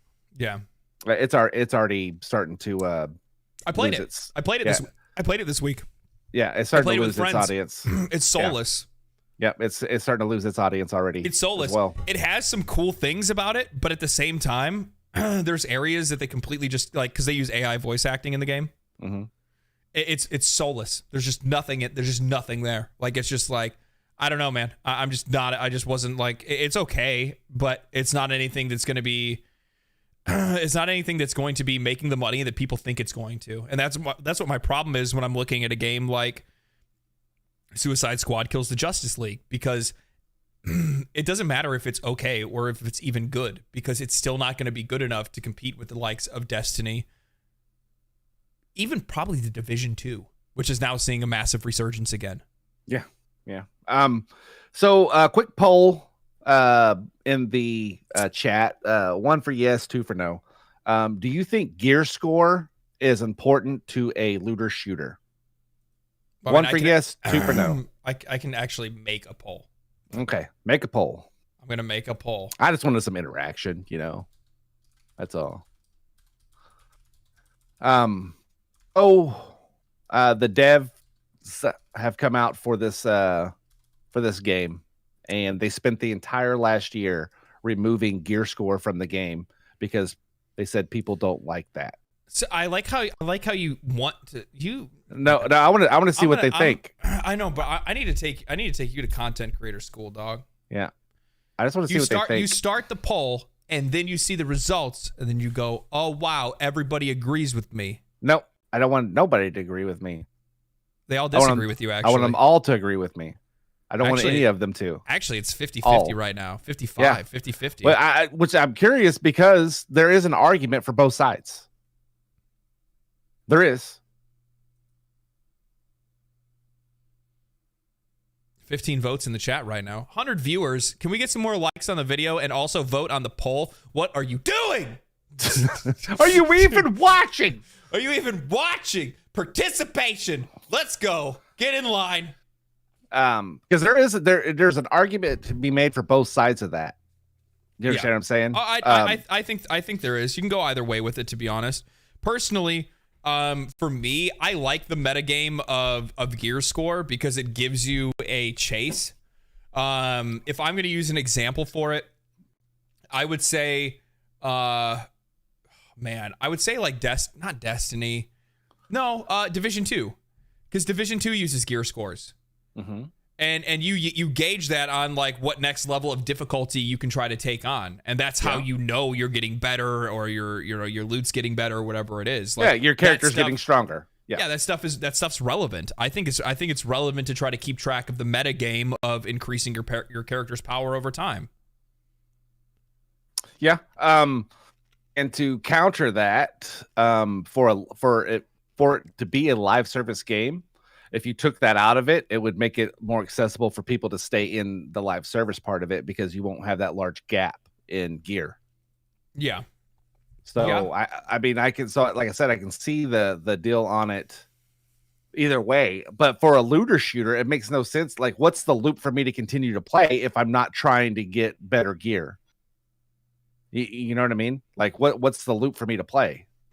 Because no matter what, every live service game, just like you had said, it's going to have its audience, and that audience is going to play that game. You know what I mean? Yeah. So, just like with Destiny 2, as much as they hate their fans, they have people that are just going to religiously play that game. They're going to have their hardcore people who are always, every season, are going to try to max out their light level, max out, all that stuff all the time. But so you're going to have people who do that, but then you also have all the people who don't participate in the PvP stuff because of it. You know what I mean? They don't participate in that part of it. So for a live service game, I think for them, it's probably not a bad thing to take out, but then you don't have a play loop. You don't have a game loop. Yeah, I don't know. I guess for me, I have a hard time understanding. Like, I realize some people are like, "Oh, well, the stats are what matter." But like, what's your, I guess like how exactly do you keep track of like what next level of content you can take on to get that next tier of equipment, right? Mm-hmm. So back in the day, World of Warcraft didn't have gear score. Instead, World of Warcraft had tier set. Okay. So you realize that like I need to get the best equipment I can that isn't tier 1 before I can go after tier 1, either in PvP or in raiding, right? Yeah. And then obviously I think they evolved that and then went back to it. I can't remember exactly. I think they're still at gear score again, the same way. Final Fantasy 14 has gear score, right? Yeah, it does. That's another game that has something similar. And it does gate you. It does gate you because you won't be able to access certain parts of certain dungeons. It's annoying. Yeah, it's annoying. It's annoying sometimes. Yes, it can be annoying. It is. Yeah. I'm not going to say that it can't be an annoyance because I think there's certain areas where you could outskill things, especially in Final Fantasy 14. Yeah, I'm sorry, dog. But that's a definite MMO type like barrier to you know what I mean. That's how you keep people in the service. Right, but going. Live service games mimic MMOs. Yeah, they do. You're right. Right. Like what is a live service game other than an MMO of a sort? Especially if you're talking about a looter shooter open world game that apparently you're going to see other players in. Yeah. Right? So yeah, Monster Hunter World would be somewhat a looter game. Kind of, I guess you could technically put that in the same. And it does actually have gear score because rarity by pieces. But it's more of a tiering system in Monster Hunter World than it is an actual gear score. I think there still needs to be some type of like notification to let people know. You know what I mean? Some type of way to be able to gauge their character on how they can enter in the next level of content. But I don't know. I mean, we'll see how it works for him, I guess. But yeah, I guess people in the alpha told him to get rid of it, huh? Yeah, but like I just don't understand what their game loop's going to be. I guess just in general, because I don't know. I don't see the point of the whole game in general. I just don't. And so like I'm having a hard time wrapping my brain around what are they even going to be doing in the game. So it's run around, do objectives, fight bosses. I think that I don't know. I think that's what it's supposed to be, which I mean is relatively standard for those kind of games to begin with, right? Yeah. I don't know. We'll see how the game does overall. I told you already, but Destin Laguerre from IGN watched the video. He commented on it. He said this basically what my point is that like, we'll see what the game comes out to be like, but just keep in mind nobody asked for this. Yeah. And that's what my problem is that you have studios that are out there that are trend chasing. And the issue with trend chasing is that if I say today I want to make Fortnite, well, by the time my Fortnite comes out, Fortnite's already been out for like over 10 years, 20 years by that time. Yeah. If it takes you 6 years to make Fortnite's already still been out those 6 years you were making that game. You're still a leg behind. And chances are, if you're not doing something that's better than that, I'll give you a really good example of this. Really good example, actually. Modern Warfare 3, trying to copy paste an extraction shooter into Warzone. Yeah, didn't work. There's some people that play it. Sure, it's decent. Is it gonna pull out? Is it a Tarkov solid killer? No, and it's not, because at the end of the day, when Tarkov finally does get its full release, it's still probably going to be the king of that because they were the ones that started the trend before the trend even began, right? Yeah.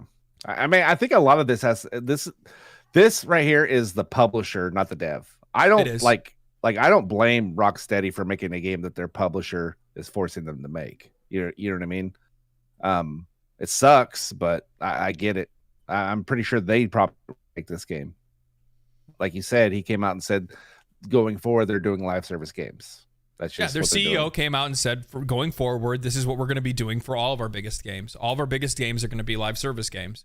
That's the decision that many of these CEOs and companies want to go in the direction of, because they think that's where all the money is. And while they are right, that is where all the money is, there's a lot you have to do to be able to even get that money in the first place. And 9 times out of 10, for you to make a successful live service game, you have to be a trend setter, not a trend follower. Yeah. Right? Yeah. Well, what's that? The last Marvel game, they shut it down. Remember, it was the Avengers one. Yeah, Marvel Avengers, same kind of thing. Yeah, there's been multiple games that have already tried this, so for them to go do the same thing is just ridiculous. Yeah, I think insane. A really good what is? I mean, we can just ask chat, right? So chat, what is a successful live service game that came out over the last, over the last couple of years, that has actually competed with Fortnite Warzone. So Warzone was back in 2018. Yeah. Okay. Apex Legends. Okay. And then that's about it. Everybody else has fallen off. That Cliff Bleszinski game, 2 of his games, both gone. Genshin Impact is a trend setter, not a trend chaser. Look at Tower of Fantasy, which tried to copy Genshin Impact. How did Tower of Fantasy do? Not well. So for live service games specifically, and this is my personal opinion, I believe that you have to be a trend setter, not a trend chaser. If you're trying to copy what another company is doing, unless you have unlimited gobs of money and know that you can make a game better than that company does and innovate over what they made, then then you could maybe be able to step into the arena. Path of Exile has been out for over 10 years. What are you talking about? Path of Exile, Diablo had already exited the genre. They came out with Diablo 3. Yeah, they already left the genre before then. There was no competition for PoE. Well, I'm talking about. So what I'm trying, the example that I'm trying to give, because I don't want you guys to misunderstand me. I'm asking for, give me an example of an existing give me an example of an existing game in the industry. So we'll say Fortnite, right? So here's Epic with Fortnite. Give me an example of a company that copied Fortnite because they were trend chasing. They're trying to do what Fortnite's doing, and they made a Fortnite, and they're just as successful. I did. What? There's been two. Yeah, which was Apex and Warzone. And Warzone, yeah. but that's been it. But those also came out at like the exact same time, though. Yeah. Yeah. I mean, they came out really close to one another. So like they all pivoted nearly almost at the exact same time. Yeah. Space Channel Valorant, I would say, is more of a competitor to Overwatch and Counter-Strike. BattleBit's not a live service game though. BattleBit's like Roblox Battlefield. Oh, Roblox, yeah, I guess you could probably say that. But what is Roblox really? I mean, Roblox really isn't a fort. It's not like Fortnite. It's like a game maker. It's almost like an RPG maker. To be honest. And I just want to get off on topic with Fortnite. I think Epic is probably the smartest out of these three companies of right now repurposing what Fortnite is and adding in the Legos, the racing. You know, they're adding in all of these other avenues other than the shooting. Yeah. And I think that's going to prolong the longevity of Fortnite as a brand in general. Like Warzone can't do that. Apex Legends can't do that. So I think Fortnite's super smart for doing the way that they're doing it, making it more a hub for multiple games than just the Battle Royale. It's super smart. Yeah. So, but even still, with like some of the examples you guys are giving, Overwatch. Okay, so if we say Overwatch is still a game that innovated over what everybody else was doing and beat out competition as a result of it. Honkai Star Rail. Who are they emulating? They're emulating them. Honkai Star Rail is MiHoYo emulating themselves. Yeah, like there's no competition for MiHoYo. Like they're just absolutely dominating the mobile market. They're 100% the Spider-Man meme. Yeah, absolutely dominating the mobile market. But yeah, now I just feel like you guys are just saying games. You're just throwing random games out there. I don't trust you, chat. I don't even trust you at all. What else do we have on the list today? Final Fantasy 14. That is a video game. I mean, it's a small little tidbit. There's been a lot of news out since Yoshida was out talking to people, but I'll just read the headline to you. Final Fantasy XIV's director says Dawntrail expansion will be a second rebirth, similar to a Realm Reborn.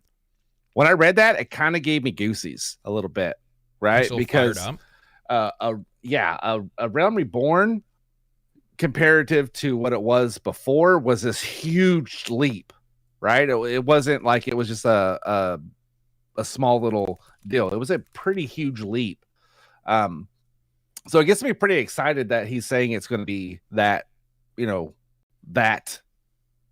big of a jump. Also, he says that there's not a fixed hard date for a release because he doesn't want a Endwalker to happen again. That's good. That's smart. So there's no release date, and they're not going to give a release date till they're ready to. Well, the reason why it was bad last time is because they gave a hard release date too early before the game was fully ready to be released, or the expansion was ready to be released, which then upset a lot of people because they took like time off work, they took vacation so they could play it. Yeah. I've seen. Actually, you know what? I got a lot of hate for my video on Final Fantasy 14 too. People hating on me lately. Well, I mean, any time that you have a conflicting view of what somebody else loves, they like for some reason, especially with video games, it just because people flip on, they read the thumbnail or whatever, and they want it to be good, right? So if he's talking about Diablo 4, I want it to be good news because that's why I'm looking for it, right? This is a game I love. And then you go in there and you say, yeah, Diablo 4 kind of sucks. And they're like, what happened? And you're like, hey, write it like a paragraph comment about how much I'm so stupid. And then I'll delete it. So do that. I do. I straight up delete them fools. I mute them. I want you guys to know that this is this here is not a democracy. Okay. This is not a democracy. Yeah. That's Castro Ian. Yeah. You come in with criticisms. I'm going to throw your ass out. So yeah, people just don't like people to have any kind of negative viewpoint on something that they love. But yeah. I was talking to someone at work Thursday, and they're wanting to start their own YouTube channel and stuff. They're like, well, how do they do this and that? And I said, here's the thing. They're worried about negative comments. I said, you have to imagine there are going to be people who are just not happy in life. They're just not. When they will go specifically to look for stuff that they don't like, to leave crappy comments. Like, you need to do something with your. That's a self-reflection thing. Like, maybe I have a little too much time on my hands, and I should, maybe I don't know, take up a hobby or something. So if you're looking for content to be upset about, then you've got problems. Just skip it. Hey, go to the next one. No, they're welcome to watch, just not welcome to talk. I just got I had some people that were a little upset about my takes on Final Fantasy XIV because I said that it really could use a little bit of extra spice in life and need a little bit more mid-core content, which does seem like that is a plan going into the new expansion. That's one of the things that they're really looking forward to.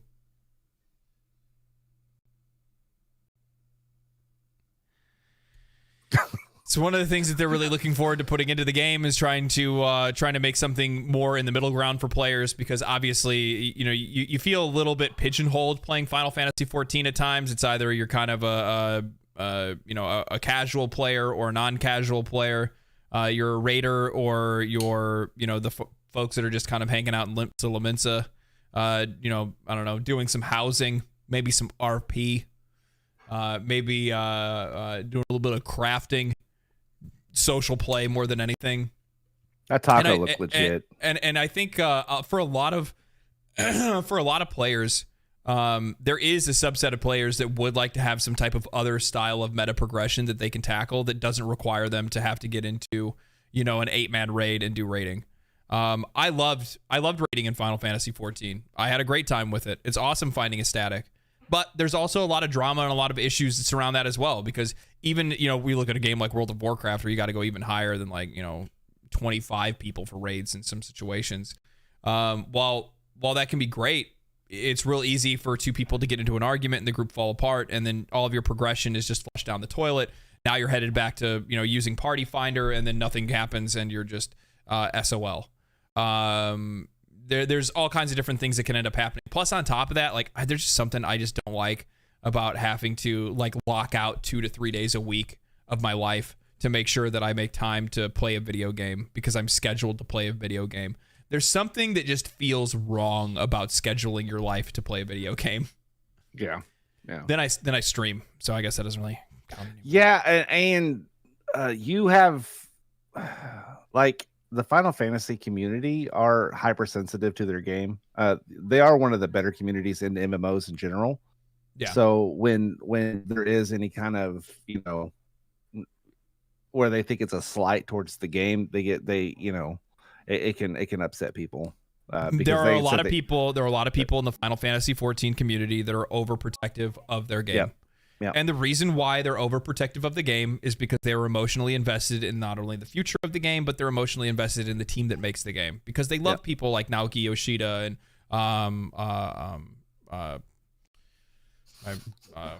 brain is turning off already.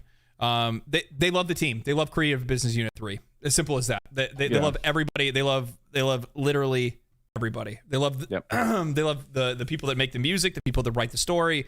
And the reason why they love those people is because they know how hard they're working and they can see it, and they see it in how those people approach them in their live letters and things like that, in their discussions with the community. And as such, they get overprotective. They're like, why don't you dare tell them they're doing a bad job. I'm not saying that they're doing a bad job. And the funny thing is that like that video, most of the time in that video is me blowing Final Fantasy XIV. I mean, I'm because guess what? I am also one of those people that's a little bit protective of Final Fantasy XIV and its developers and the community around it, because I am also emotionally invested in the game, the future of the game and its community, as well as the people that make it. However, I'm mentally and emotionally balanced enough to say, yeah, I could use a couple things different to do. Yeah. Because like for me personally, if I'm not raiding, that means I come back to the game to do the story and then I log off and I stop playing it. Yep. But personally, I don't want to just do that. I want to do something else. I would like, kill me. I'm sorry. I would like to have something similar to Mythic Dungeons in Final Fantasy XIV. Some type of more casual, small group content that I can do with people that has a really cool meta level progression that we could take, a few weeks, maybe even a month or more to pump out. Something that gets patched a little bit faster than Raids does and has a little bit more variety to it or something. Yeah, I think that would be kind of cool. Am I saying they need to do it? No, I'm not saying that they need to do it or it's the end of the game. No. What's wrong with you? No. The game's going to be fine. They could do nothing and just keep the game the same. Release a new story, expansion, do the same thing they've been doing for years. The game's probably going to be just fine as long as the story's good. If the story's not good, they're in trouble. Yeah.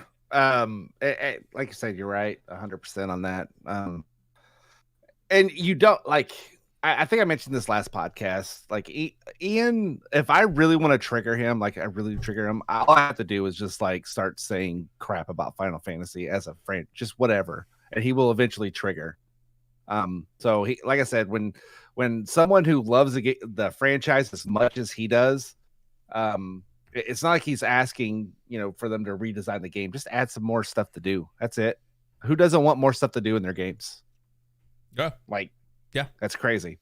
Yeah.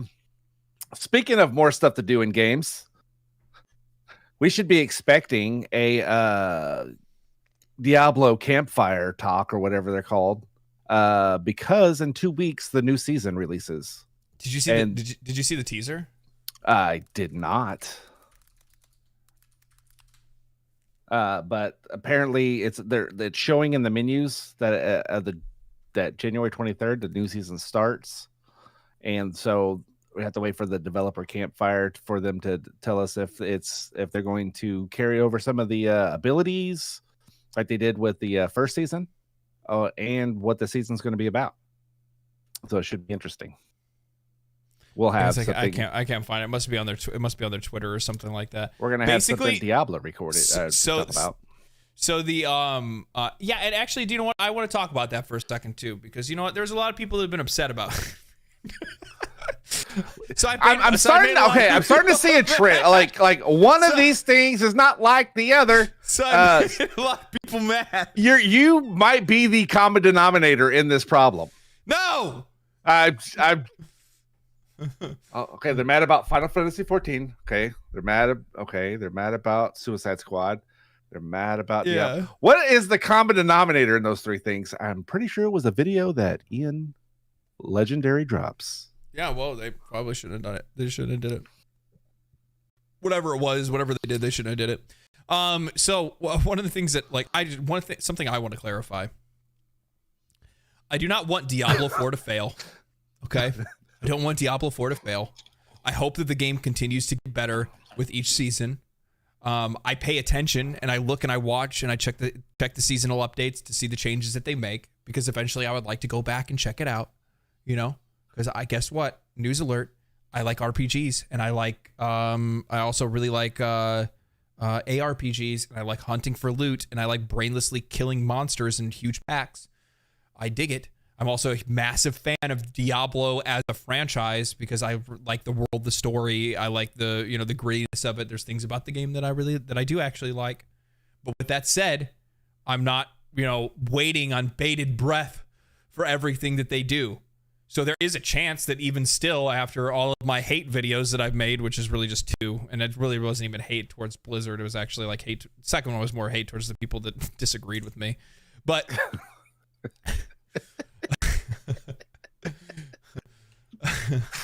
with that said, I will probably, like, depending on if season 3 is really good. I think season 3 is supposed to be their changes to itemization.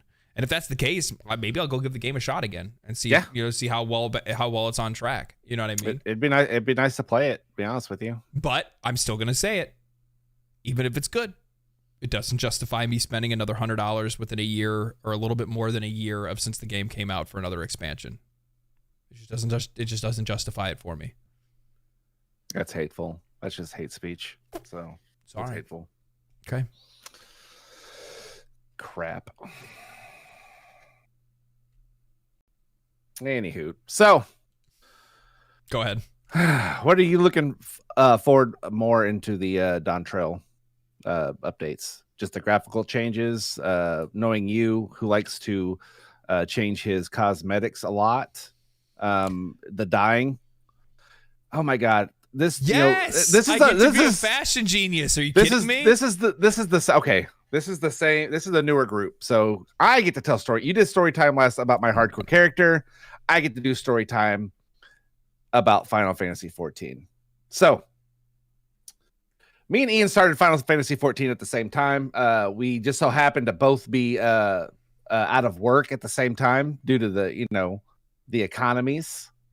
And so, you know what? We're firing up some, Final Fantasy XIV. And at this point, I don't know why you recorded footage. To be honest with you, I knew I did. I don't know, but I accidentally hit a button. I think it was like shadow play. You know what I mean? Like the NVIDIA shadow play. I think there's like a button on my keyboard, and I actually hit it in a dungeon or something. So we're just sitting there in town, like in between quest, right? I think we're doing MSQ, and I'm just like waiting. Like I've already done everything. I've already hit my vendors. I'm ready. I'm ready to go. I'm just sitting there waiting and waiting. 45 minutes goes by. He hasn't even said a word. Right. And I'm thinking, okay, maybe he went to go use the restroom. He had to eat. Maybe he had to, mess with Maddie. I don't know what's going on. I don't know what's going on. And then I was finally like, what are you doing? He's like, oh, I'm just trying out this different outfit. He'd been sitting there for 45 minutes in his cosmetic, the armoire, messing with outfits. And it's just video footage of me I'm just standing like this. Just waiting, spinning around in circles, just waiting. And homeboy is literally just trying to see which skirt looks the cutest. There's literally like, so the footage that was captured was Mark being like, so, what do you got going on? I'm like, oh yeah, I'm just taking care of something real quick. Like 15 minutes goes by and he's like, you ready to go back out? And I'm like, yeah, just give me a couple more minutes. And it's like me buying like dyes, trying on different like transmogs. And then like 30 minutes later, finally, I'm like, all right, yeah, I'm good. And then he sees me and he's like, you changed clothes? And I'm like, yeah. And he's just like, Jesus Christ. Oh, so bad. Hey, I got to make sure that I look good in those cutscenes. You know what I mean? Yeah. Right. Trying to make it a memorable moment. Yeah. I had to wear blindfold. So. Yes, the true end game. It is the true end game. So now you guys really know he is a Final Fantasy XIV player. Yeah, what can I say? So anyway, what are you most excited for in this update? Is it just a graphical update? Is it the story narrative taking a turn? So I mean, like, I'm tentatively excited for the overall expansion. I think it's going to be interesting because they're getting ready to set up what they say is, at the very least, another 10-year story. So that's obviously interesting. I definitely am one of those players. It's like, man, how do you follow that? Because there really were some really good story beats over those expansions. You know what I mean? Yeah. I know people are going to be relatively divisive over Endwalker and the story in general, plot holes or whatever else. You know what I mean? But overall, I really enjoyed it. I had a good time with it. With that said, the graphical update is definitely something I'm interested to see. It's going to look a little less than a decade old, which will be good for it. I feel like they're going to need to do a lot more sooner. maybe. Okay. Because like I saw a recent poll. I saw a recent poll that Xbox did that asked people like, or not Xbox, Blizzard did a poll on World of Warcraft, and they're like, how long have you been playing World of Warcraft? And the vast majority, I'm talking like 70+% of players have been playing since like, or like 60+% of players have been playing for over 10 years. Wow. You want what? Take a wild guess at what the lowest number was. What the lowest percent of players was? 13, 15%? Less than, no. The lowest percentage of players are ones that started within the last 2 years. Wow. So the people that have been playing for 2 years or less are the smallest portion of the World of Warcraft community. That's not good. That's not good. That's a horrible sign for that MMO. And I would guarantee that it's probably somewhat similar with Final Fantasy XIV. Probably a little bit skewed because there were a lot of people that picked it up and played it during the pandemic. But with that said, yeah. Yeah, and I think that's the case with a lot of MMOs. I think the MMO like landscape is very primed for a new king to walk in and capture the younger crowd, to capture the younger audience. I thought it was going to be Lost Ark, but the problem is that it's a pay to win Korean MMO. So doesn't really fit the bill that well. I think the next standard MMO that can walk in and really make a name for itself is going to probably claim a lot of territory that's going to be succeeded by both Final Fantasy and World of Warcraft, because neither one is really positioned to capture younger audiences the same way. Which this goes into even further into this discussion with Naoki Yoshida and one of his last interviews. He said Final Fantasy 17 should be handled by younger people. Yeah. He's like because people, I guess he was asked at some convention. They were like, hey, what are you planning on working on Final Fantasy 17? And he's like nothing's been decided yet. However, if I had the choice, I think it needs to be younger. It needs to be a younger producer, director working on a younger team working on Final Fantasy 17, because they are going to be uniquely positioned to capture younger audiences. Us old guys need to just keep working on the games we've already been working on. Yeah, and I mean, with MMOs in general, they're huge time sinks and huge time investments. So it makes sense that the majority of your people have been playing it for the longest amount of time. You know what I mean? And that statistic part of it. And so you like, I get where you would say like 17 being ran by a different group, because that group's going to have to be with them for that period of time. You know what I mean? For the whole kit and caboodle of that, whatever, how long that's say 10 years. You know what I mean? Yeah. So they could have the same kind of experience that the Final Fantasy XIV players did. Yeah. I think that I think I saw somebody Tom mentioned Light No Fire. We don't know exactly what that game is going to be yet. So it very well could be. It very well could be that, especially since it's going to be one planet. I mean, it could be that way.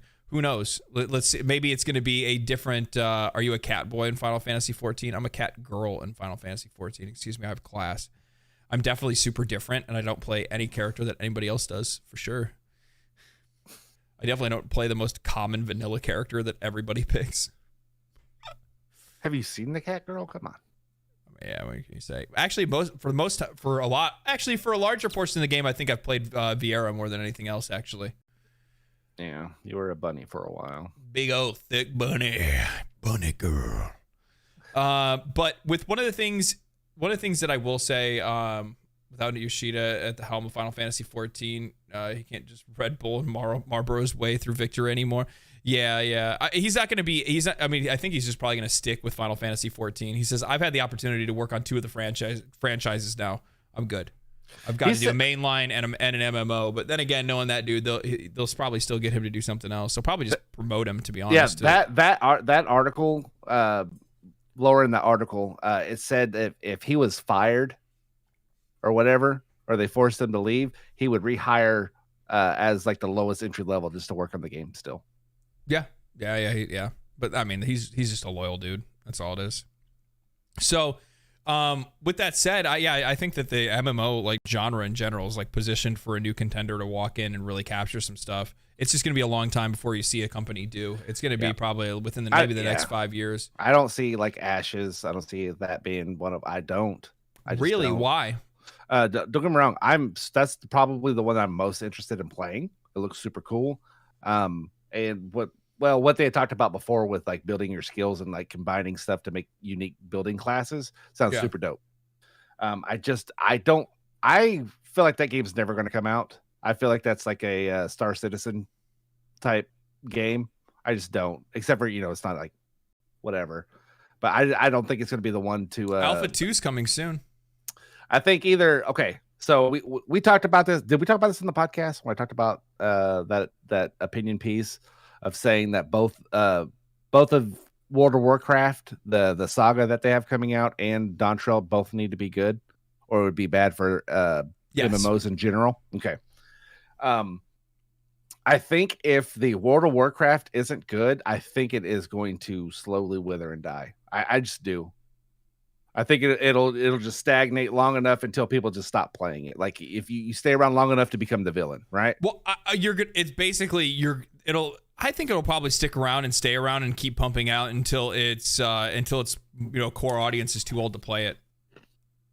Yeah, that's what I mean. It'll just age out, and then Final Fantasy, like you said, it could possibly do the same thing if they stay on the same development track of timeline. You know what I mean? So yeah. Lily says even if Star Citizen's released tomorrow, the fact that it's a space MMO will be enough to turn people, or you're gonna say it'll turn anyone away that doesn't know SAS like the genre. Yeah, and I'm one of those people. I am. I have a lot of friends that are really hyped about that game and want it to be a thing. But to be honest with you, like space stuff is just never like. You know what my favorite space game is? Dead Space. Because I want to kill space. Sorry. That's so stupid. And then the mad mud look.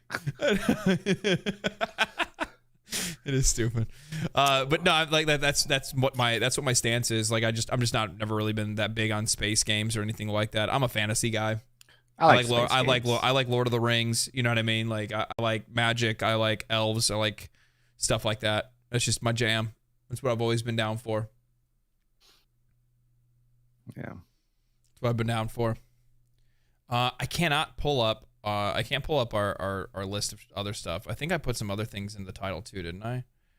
No. We talked about Larian's next game. We talked about Granblue Fantasy Relink. We talked about Diablo 4. Oh, Last Epoch. That was the other thing I wanted to talk about. Did you see their update? The trading update? Yep.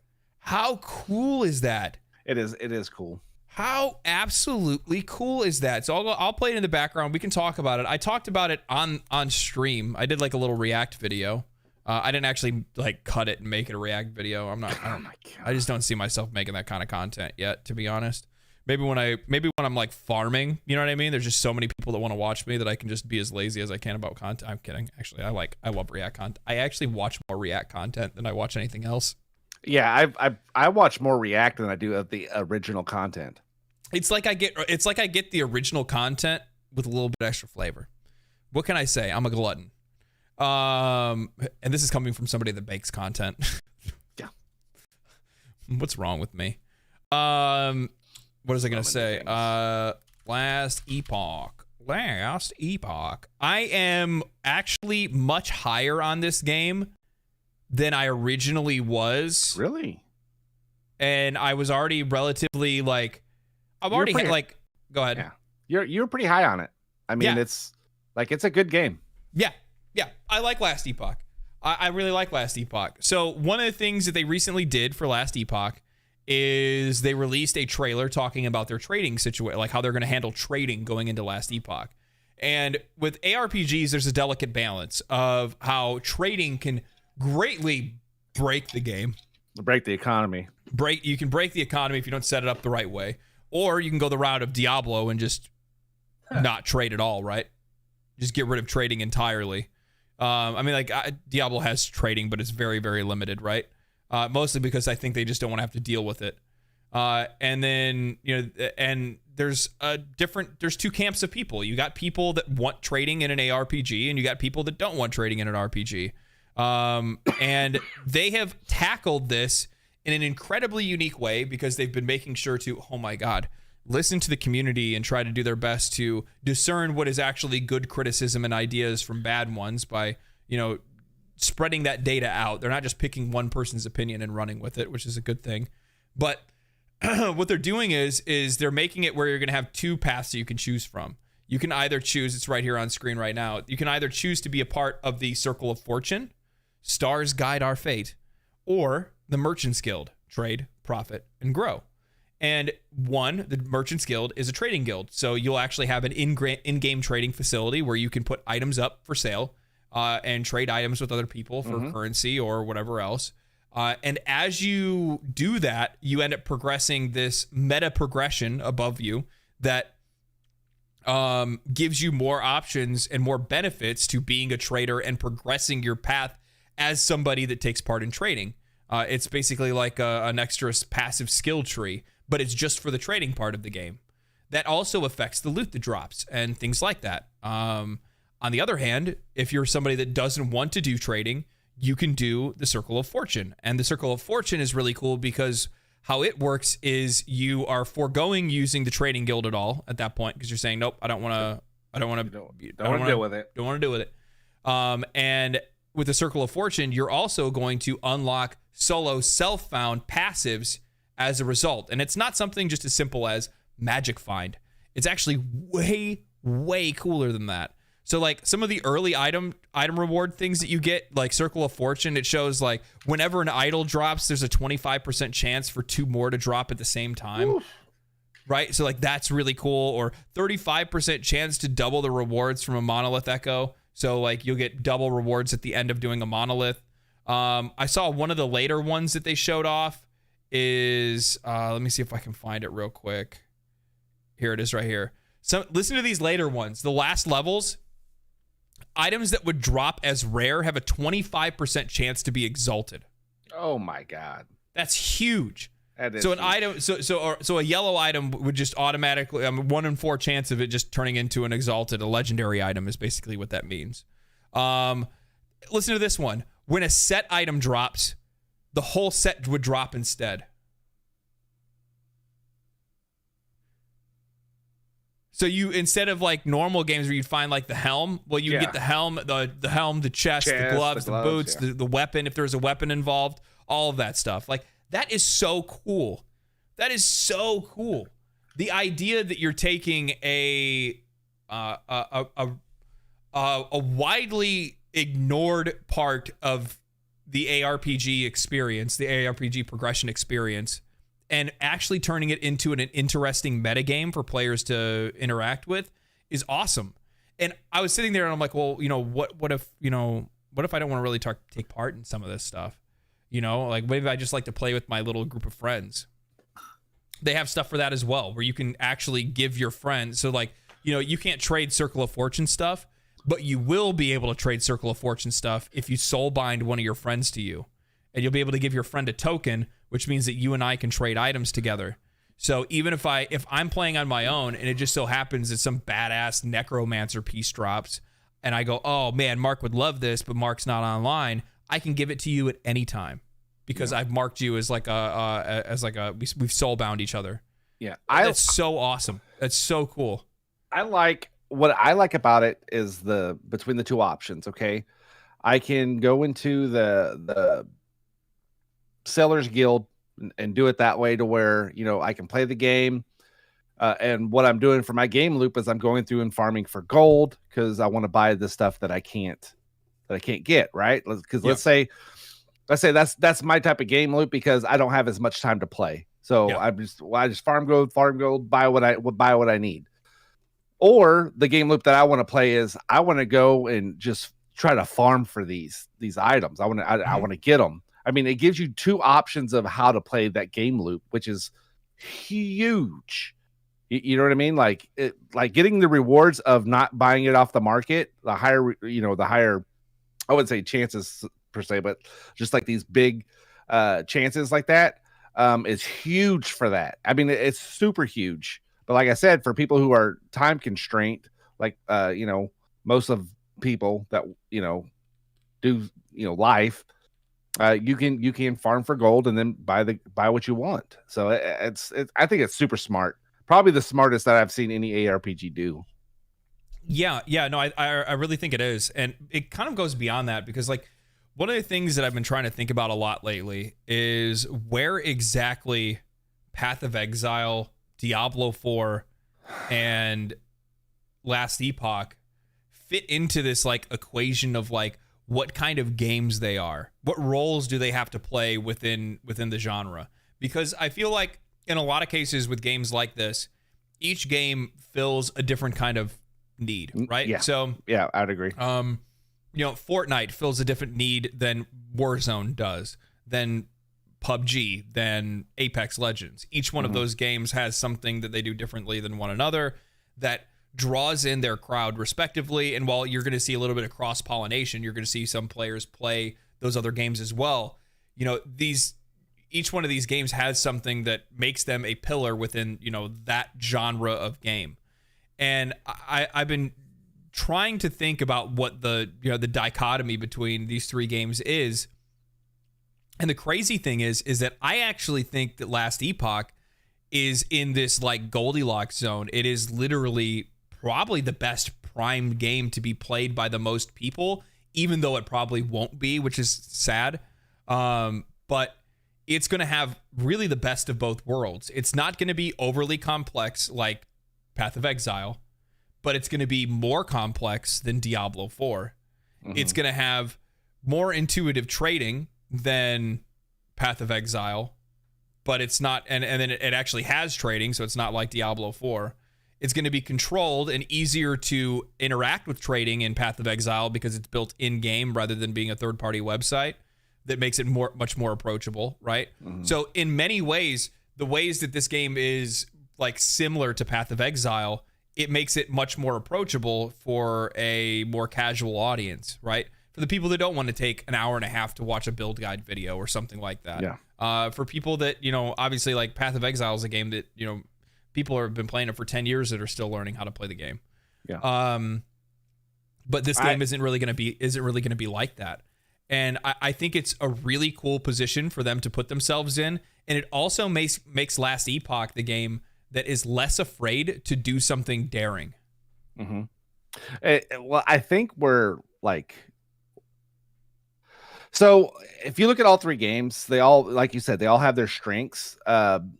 For me, Last Epoch is probably it's only weak link comparative to the other two games are visuals. I'm talking Path of Exile 2, not 1, and Diablo 4, right?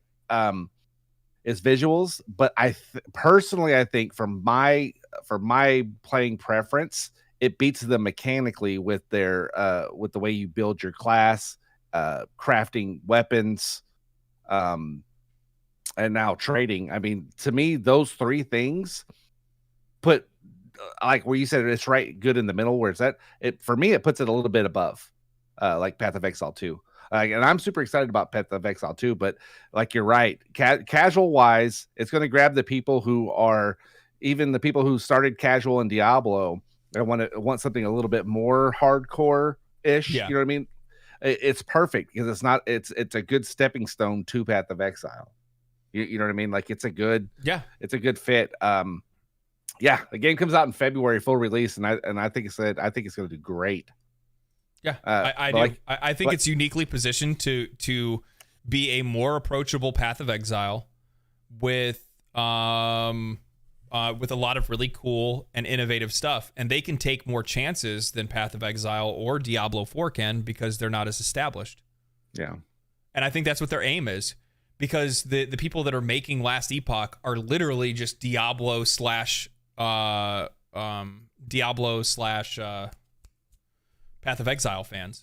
Yeah, I brought this up on one of the streams or something, but they're literally just a bunch of dudes that really enjoyed playing those games and met on Reddit and said, "Hey, want to make a game together?" And there you go. Yeah, like I said, their class building is my favorite. Their skilling I love my their skill favorite, trees. hands down, in any ARPG. Yeah, I'm a huge fan of it. I love it. So overall, I'm like, as this game grows closer to release, I'm getting more and more hyped for it. Obviously, I already have it because I got it in early access. I've been playing it since its inception, basically. So I'm excited to see, what kind of major changes are going to be coming in the final version of the game. They've already changed the intro to the game significantly. So I'm hoping to see a little bit more of that later on as well. Yeah, a little bit more polish. Yeah, I'd like to see a little bit more clarity in telling the story. Though for most people, story doesn't really matter in an ARPG. For me, I'm one of those people that wants both. I want the deep RPG mechanics, the really cool build crafting, and at the same time, I also want a cool story. Yeah, I want everything. I don't want just a little bit. I want it all. Want it all. Okay. Yeah. So I'm interested to see what the full version of the game is gonna be. What do you guys think, chat? You guys excited for this one? You guys checking it out? Isn't that the same in PoE? You farm and buy stuff, kind of, but the faction system is a little bit different because, from my understanding, I don't think that there's a passive tree that you build through Path of Exile by being solo self-found that gives you better chances at gear. Is there? I don't think so. I don't think they have anything similar to that.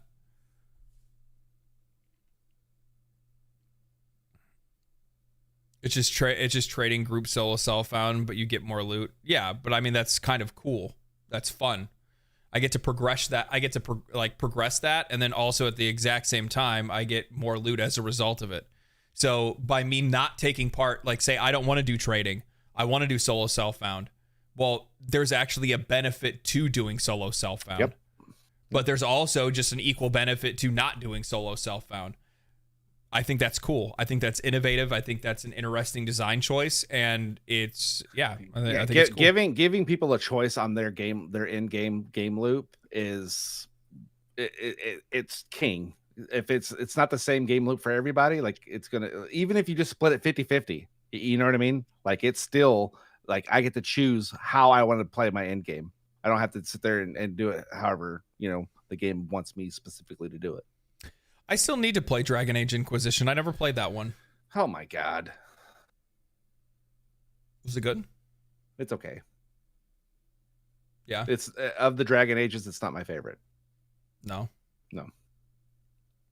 I think 2 is the best out of the trilogy. Yeah. Well, I think that's what's also grand. I think that's what's really interesting as well about the market, because if you choose to do the market, the way to progress the market is by trading. So you're actually incentivizing players to take place in the market so that they can progress their market, skills, their market level up or whatever it is. So at the same time, like they're actually doing a really good job at not only incentivizing, they're doing a good job at incentivizing both ways of playing. And that's really cool. I think it's an interesting approach. I like it. Yep. I like it. It is. It's like Lily says, it's easier to approach as a new player. So Yeah. Well, folks, we have reached the section of the podcast where usually we just start taking a few of your guys' questions. If there's any games you want to ask us any questions about, whether or not they're on our radar or any information that we've learned about it, if you'd like to ask any of our opinions on anything or anything like that, at us in chat and let us know and ask away. We usually like to take the last 15 minutes just to kind of chill and unwind before we end the podcast. So this is your opportunity to make yourself seen, my friends. Make yourself seen.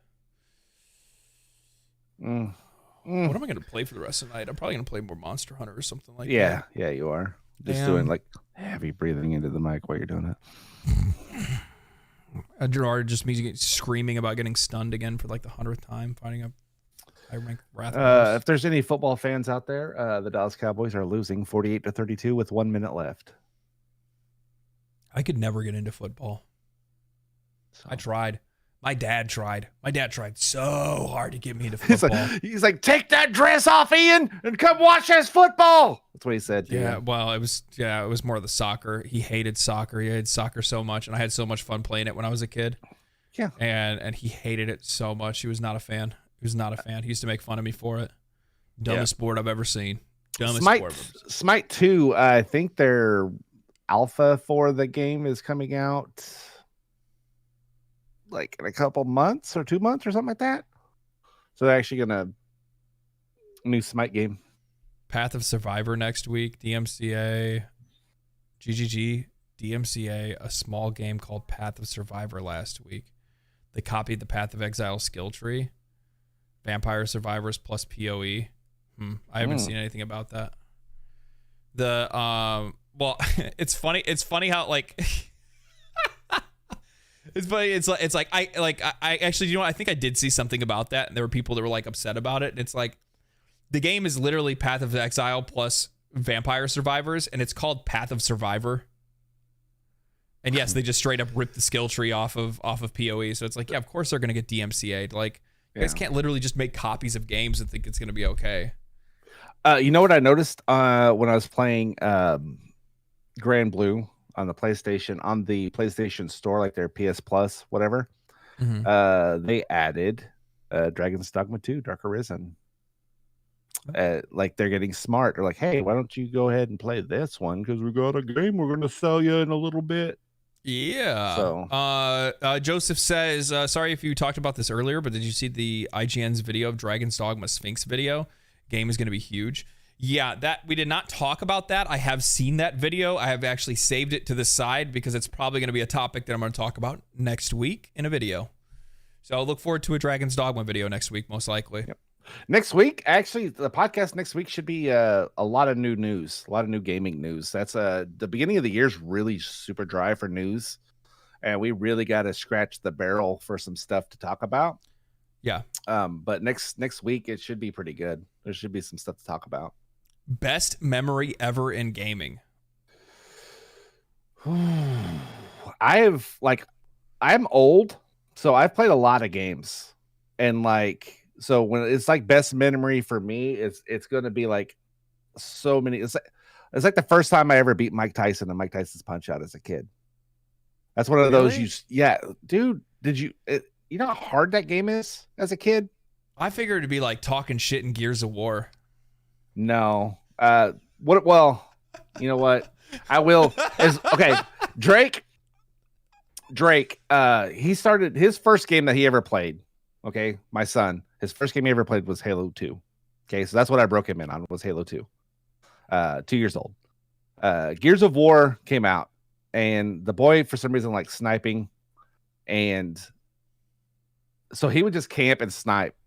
And then he would snap people's heads, and then you'd hear these people on Xbox. This was 360 Xbox Live, so you know how bad it was. Of course, my son didn't have I wouldn't give him a headset.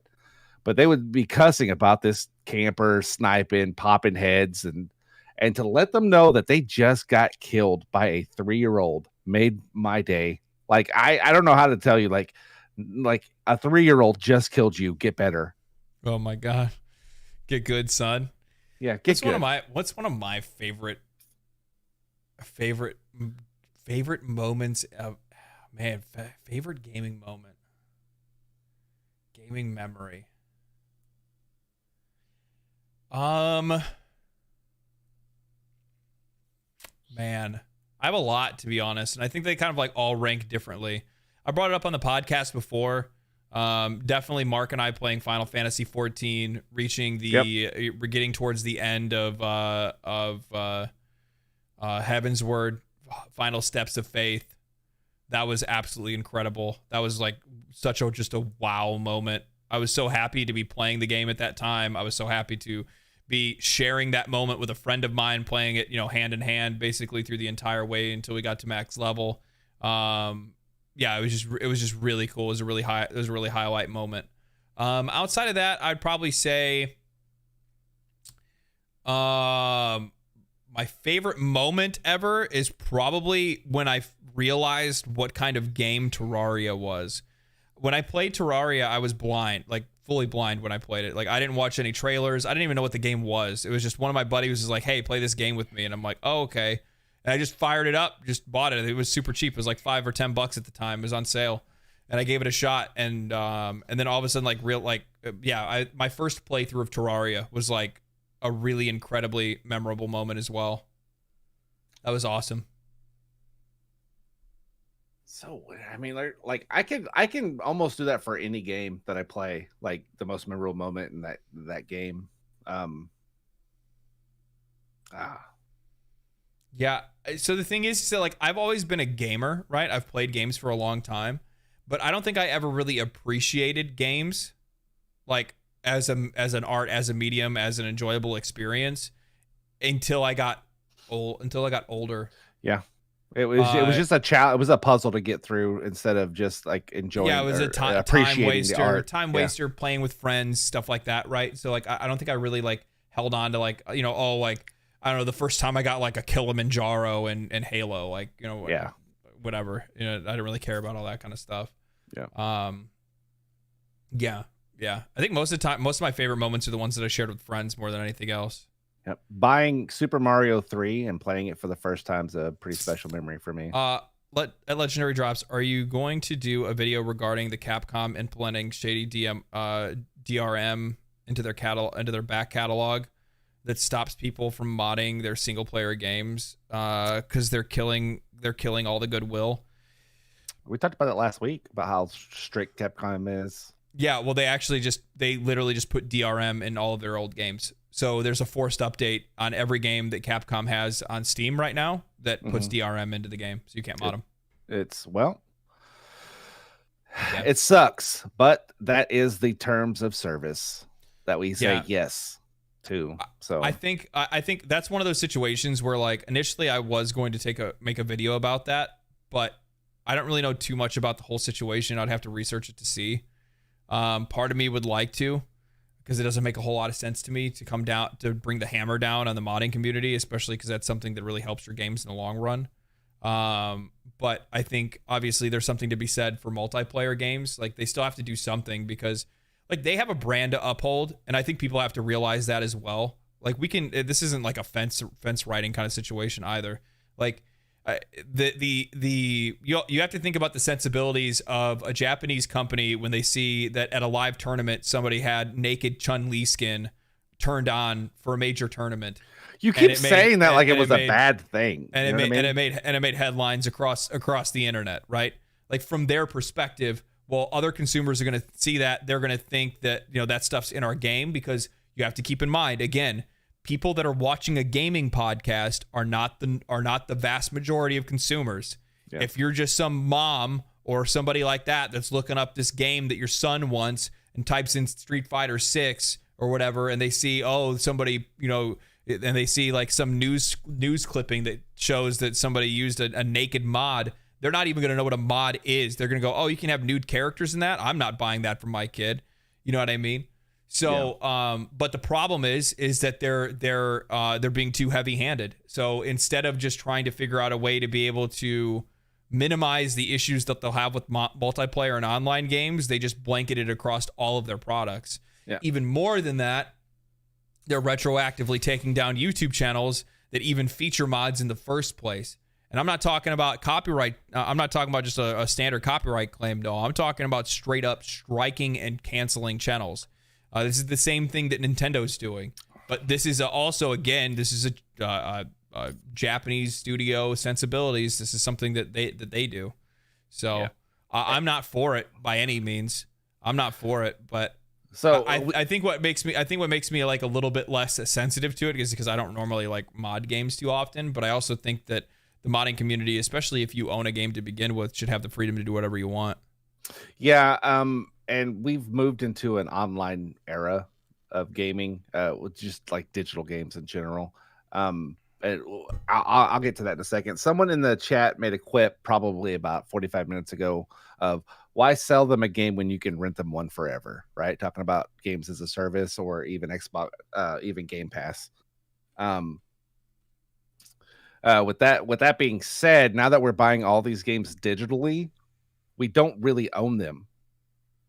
And most games now require an online, even though they like during the Xbox One, PS4, when they came out, and Xbox had like an always online function, the community just they were just so mad about it. But ever since then, almost every game requires an online connection. You have to sign a terms of service. It connects. It needs all this stuff. and it still has DRM in it, even though you don't think it does. It does. So once you buy a digital game and a server goes down on it, that's it. The game's over with. You don't own that game anymore. You literally paid $70 to play that game for as long as they allowed you to play it. Well, yeah, they do that stuff with Assassin's Creed, right? Yeah. So I mean, that's just kind of where we're at. So it does suck when they retrograde their rollback, rollback the stuff on other stuff, but it is still their property on the terms of service, the way that they word it. There's some wild stuff that we sign up for on terms of service that nobody sees. You know what I mean? It's crazy. Yeah, I mean, even looking, I read through Bethesda's terms of service for Starfield. Yep. I wanted to call it something else for some reason. I don't know why. For Starfield, and the reason why I was reading through it because I was doing like a video about mods, actually about modding, and one of the things that I discovered that was in there was that they withhold the right to basically steal and monetize any mods that they feel like they find and want to claim. Yeah. Like all the stuff is in there for them to put in microtransactions into Starfield. They're getting ready for Starfield to have microtransactions by trying to monetize mods. So yeah. I missed another question that was up there. What games have you always played as a kid? For me, it was Advance Wars and Chrono Trigger. Pokemon. I was a Pokemon kid. I was a big Pokemon kid. Pokemon. Oh, you finally put the jacket up. All. You finally put the jacket up. So I wanna be the very best, like no one ever was. Do. To catch them is my real test. To train them is my cause. Sorry. That's all you're gonna get this time. Okay. Games I've always played, which I stopped at the Switch era, was Zeldas. I always played all the Zeldas. Always did. Regardless of what iteration or what console came out. And I stopped after Breath of the Wild. So. Oh, Zelda was another one that I always played all the time too. Yep. Yeah, that's a good point. I played a lot of those games. I played a lot of Zelda, Pokemans. I played I didn't get into Final Fantasy until I was like a little bit older. I didn't get into Final Fantasy until Final Fantasy 7. Yeah. 6. Final Fantasy 6. That was the one that I got into it. My buddy was playing it. I was like, dude, this looks sick. And I also really liked that one of the characters' names was Kuja. I'm like, that's a Kuja name. That's a Kuja name. That's a Kuja name. I like that. I'm gonna take that. Yeah. Bakugans was I think that was a little bit before or after my time. I'm not really too sure. Yeah. So anyway, but which one of those is still around? Because that's the Pokemans. That's Pokemans. Started with Final Fantasy 7 on PC, and then my first FF was Final Fantasy 10. Final Fantasy 10 like blew my mind. That game was like so ahead of its at the time, like so ahead of its time. It was such a massive game. Like Final Fantasy 7 definitely brought Final Fantasy into the mainstream, but Final Fantasy 10 exploded it into the mainstream.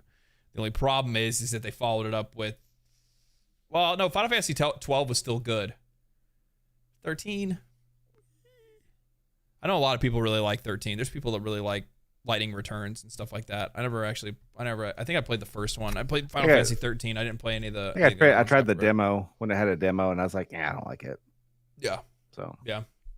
So that's 2.5 hours, friends. We have talked for far too long, and my voice is now tired.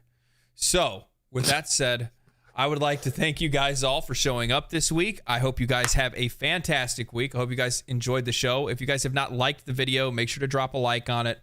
You can drop a comment on the video after the VOD has been posted, which only takes a couple minutes after the stream ends.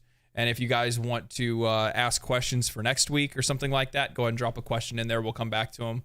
Outside of that, I am probably going to be recording a video tomorrow and then streaming on Tuesday. So, yeah, that's it.